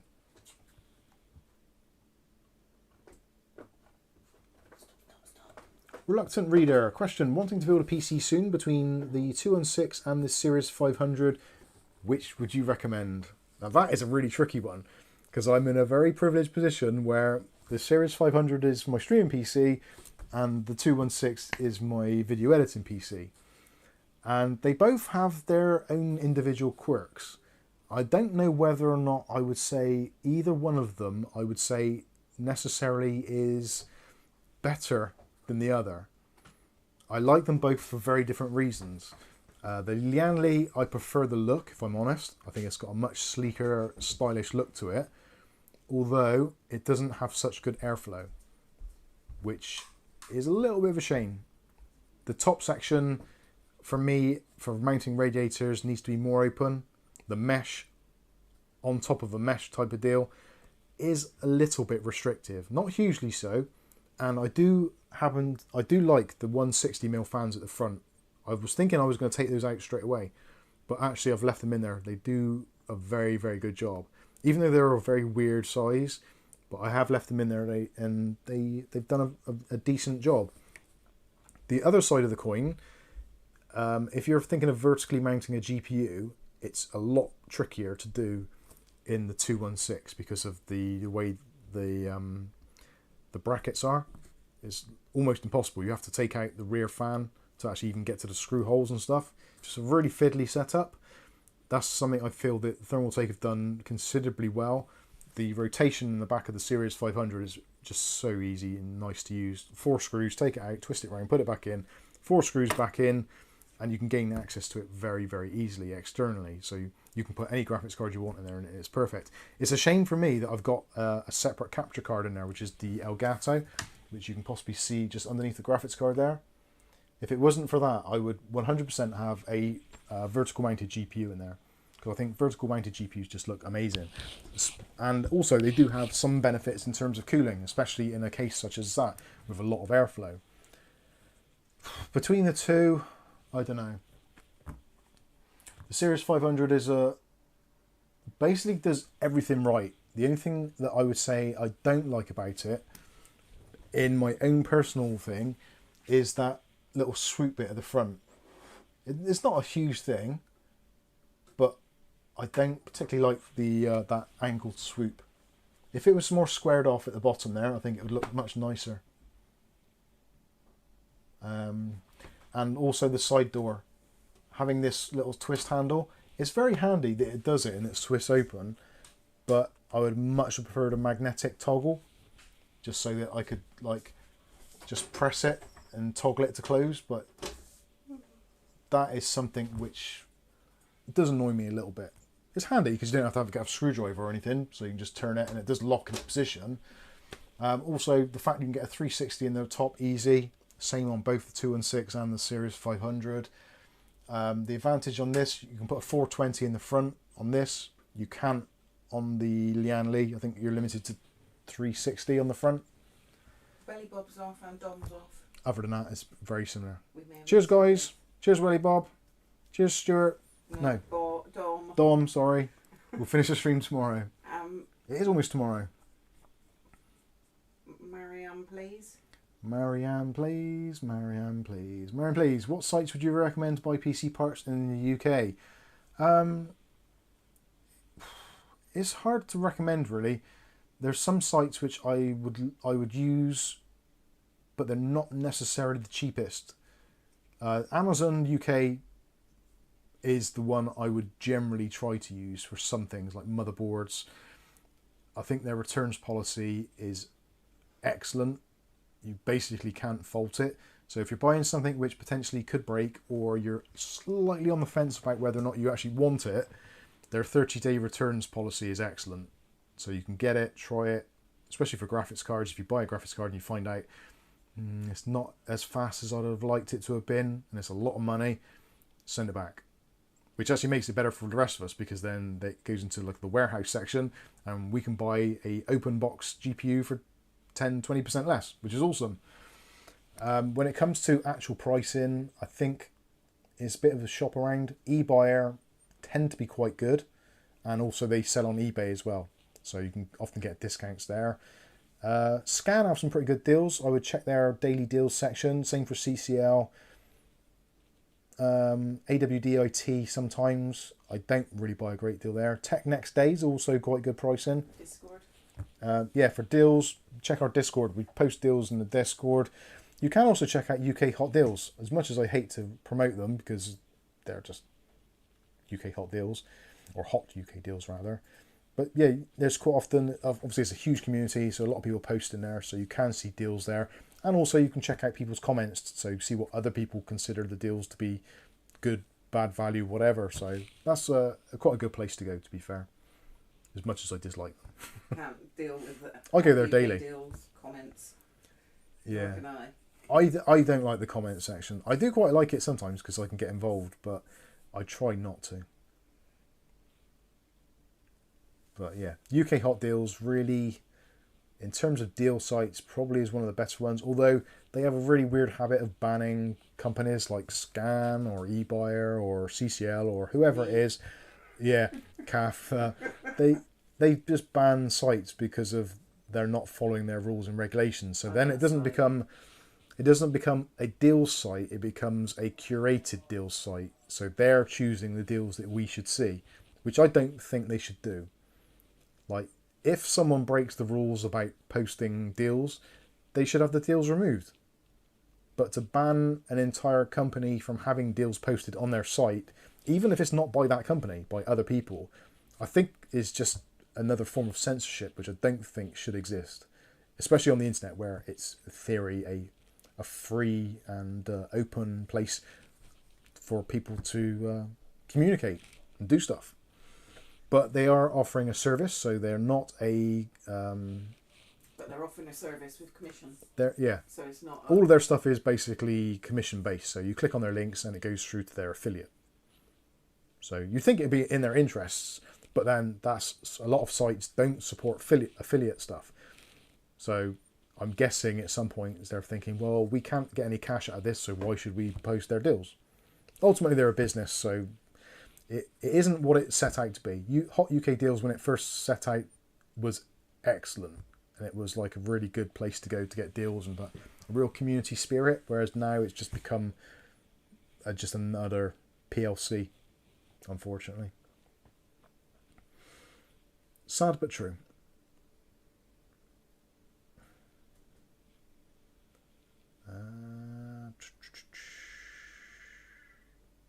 The Equalizer says Agenda 21 is in action. I don't mind Agenda 21. It's Agenda 30 I'm not so keen on. It's the same thing. Is that an extension of Agenda 21? I'm pretty sure it is. crap. I don't like that either. I don't like the agendas. They can stick them. Anyway, I think we've ravaged on for way too long. This is time for the award-winning Mike's Unboxing podcast to... Well, we didn't win it for the podcast. We won it for things. We've only done our podcast for about 3 weeks. Yeah. That should wrap things up. I think I've answered everyone's questions there. If you've got more questions, then you can always head over to our Discord. Completely free to join. There was something I was going to mention to Kath earlier before the stream, but I shouldn't mention it. So maybe you might all find out about it in the Discord, or possibly a YouTube post. I don't know. I have to discuss it with Kath first of all. I haven't discussed it with her yet, so I'm not going to say it. I'm not going to spoil it, but potentially there could be a really good deal coming in for all of you who like to watch our videos. Intriguing. See, it's worth sticking around to the end, wasn't it? Kath's looking at me, he's like, I don't know what the fuck he's talking about now. Crazy fool. Ain't never get me on no plane, sucker. Anyway, on that bombshell, hopefully you've enjoyed the stream. If you have, smash the like button if you haven't already. 23:33. Oh, let's get us. I keep seeing all these really weird times at the moment. Time zones. There. 12:12. See you all, especially Poppy. Thanks, Dave. Oh, she's in with Maisie. Reluctant Reader says, hope you have a good Father's Day tomorrow. That's in June here. Yeah, we don't have Father's Day tomorrow. And in this house, we don't have it anyway. Yeah, we don't have it full stop. They were good this year, weren't they? They did bother. Bless you all. Anyway, thank you all for watching. See you next week. There was something else really important I had to say, but I can't think of what it is. No. If you're watching this actually after the stream, you haven't got into the live chat, tell me about your storage configurations and tell me about the oldest drive that you've actually used or that maybe you still use. Just tell me some stuff about your old tech. I love hearing about things like the floppy drives, the LS120s. Does anybody actually have an LS120 drive still working? Or maybe even a zip drive? If you do, let us know in the comment section. I will be very interested to hear about that. Potentially we might do a live stream midweek on the launch of the 7800XT. Maybe. I'm not sure if there's going to be any kind of drama or anything about it. If there is, we might do something on those lines, possibly in the Discord, maybe on YouTube. Not entirely sure. Anyway, thanks for watching. I've been Mike. This is Mike's Unboxing Reviews and How To, and hopefully we'll catch you in the very next video. Enjoy the rest of your weekend, guys and girls, and we will see you in the next one. Thank you very much. Oh, and thanks all for the super chats, and also congratulations again to Dave, Erin, and little baby Sena. Bless you all. And can I remember any of these buttons? No, I can't.